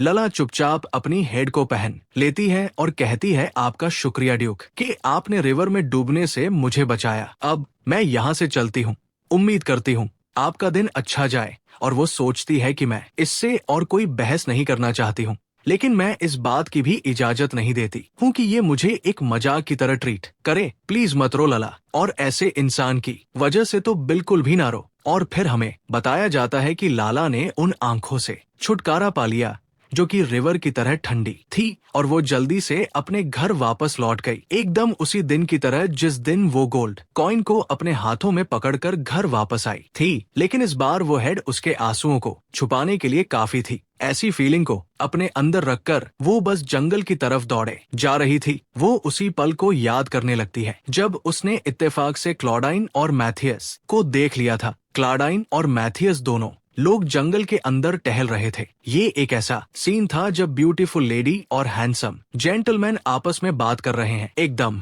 किसी फेरी टेल की तरह। लला को इस वक्त समझ नहीं आ रहा था कि वो पहले रुककर उन दोनों को क्यों देखने लगी थी। जब वो लोग ऐसे ही जा रहे थे तो एक हवा के झोंके ने क्लॉडाइन की हेड को उड़ा दिया था, लेकिन वो जेंटलमैन झुका उसकी हेड को उठाकर उसे वापस कर दिया। लला ने सोचा कि ये तो बहुत ब्यूटीफुल गेस्चर था। हालांकि आज उस मैन ने वही गेस्चर किया या लला के साथ, लेकिन एक डिफरेंट फीलिंग के साथ, इतने कोल्ड एक्सप्रेशन के साथ, जैसे कि लला उसके लिए कुछ मायने रखती ही नहीं है। ये सब होने के बाद लला बहुत ज्यादा रो रही थी, लेकिन ये सब कुछ उसके लिए नया नहीं था। आज उसका दिल बहुत ज्यादा दुख रहा था। उसे इतनी थकान हो गई थी जैसे कि वो बस मर ही जाएगी। लला सोचने लगती है, सच में वो क्या है? वह चाहता था कि मैं उसको थैंक्स बोलूं मुझे बचाने के लिए, और उसका कहने का क्या मतलब था कि एक लेडी की तरह एक्ट करूं। और फिर बताया जाता है कि ड्यूक के लिए लला के अंदर और ज्यादा गुस्सा बढ़ता गया। आज के दिन को सोच करके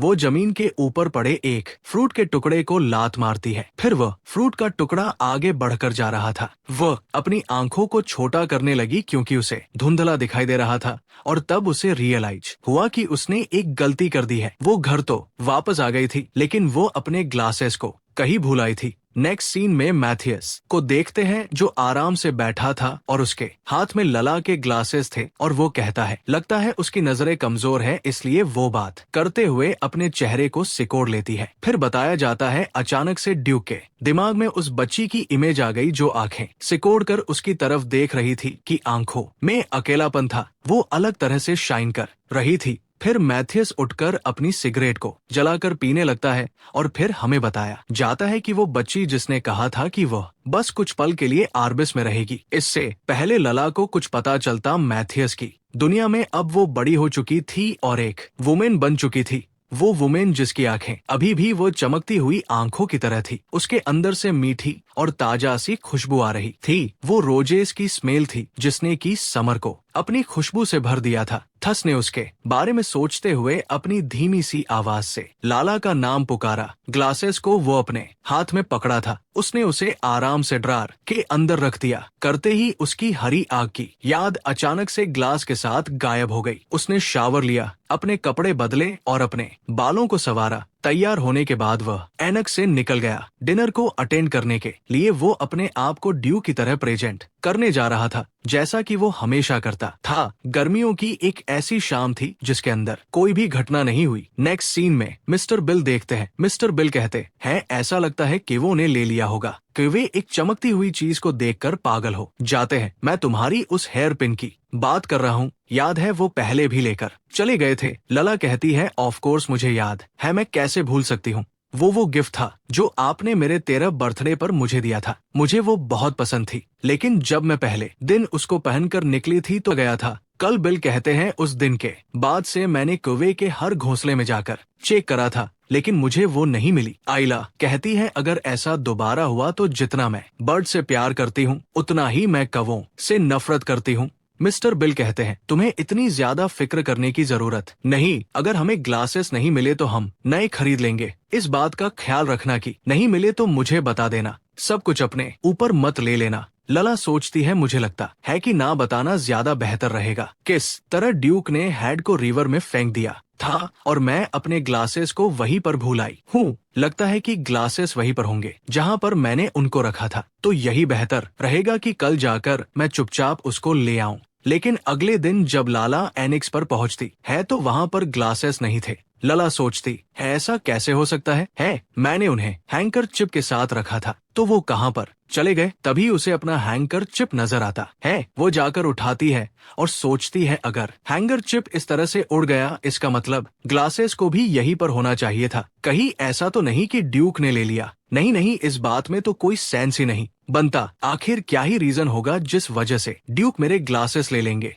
तभी उसे कौवा नजर आता है और वो कहती, कहीं ये तुम तो नहीं हो, तुमने मेरे ग्लासेस तो नहीं लिए। ओए, तुम कहाँ जा रहे हो, बताओ तुम्हारा घर कहाँ पर है। मुझे पता है तुम ही ने लिए हैं। सोचती है, अब मैं क्या करूं। मेरे ग्लासेस, यकीन की बात है कि सस्पेक्ट इन दोनों में से एक ही है, तो वो ये कौवा है या फिर ड्यूक। नेक्स्ट सीन में काइल को देखते हैं जिसके पास पिजन आता है और वो कहता है, अरे ये तो फोबी है। हमें बताया जाता है इसका नाम फोबी है। ये लला के लेटर्स को डिलीवर करता है। इसे 2 साल का एक्सपीरियंस है। काइल कहता है, तुम्हारे हार्ड वर्क के लिए बहुत बहुत शुक्रिया, और वो उसको फिर खाना दे देता है। काइल सोचता है, उसने कहा था हम लाइब्रेरी में मिलेंगे, तो फिर उसने मुझे लेटर क्यों भेजा। शायद से हो सकता है कि उसे देर होने वाली हो। मैं लिखा हुआ था कि काई मुझे माफ करना, मेरे ग्लासेस नहीं मिल रहे, मुझे ढूंढना होगा, इसलिए मैं आ नहीं सकती। काइल सोचता है, क्या इतनी मुश्किल से उसे ग्लासेस मिले थे और उसने खो भी दिए। जल्दी से अपने गोट को उठाता है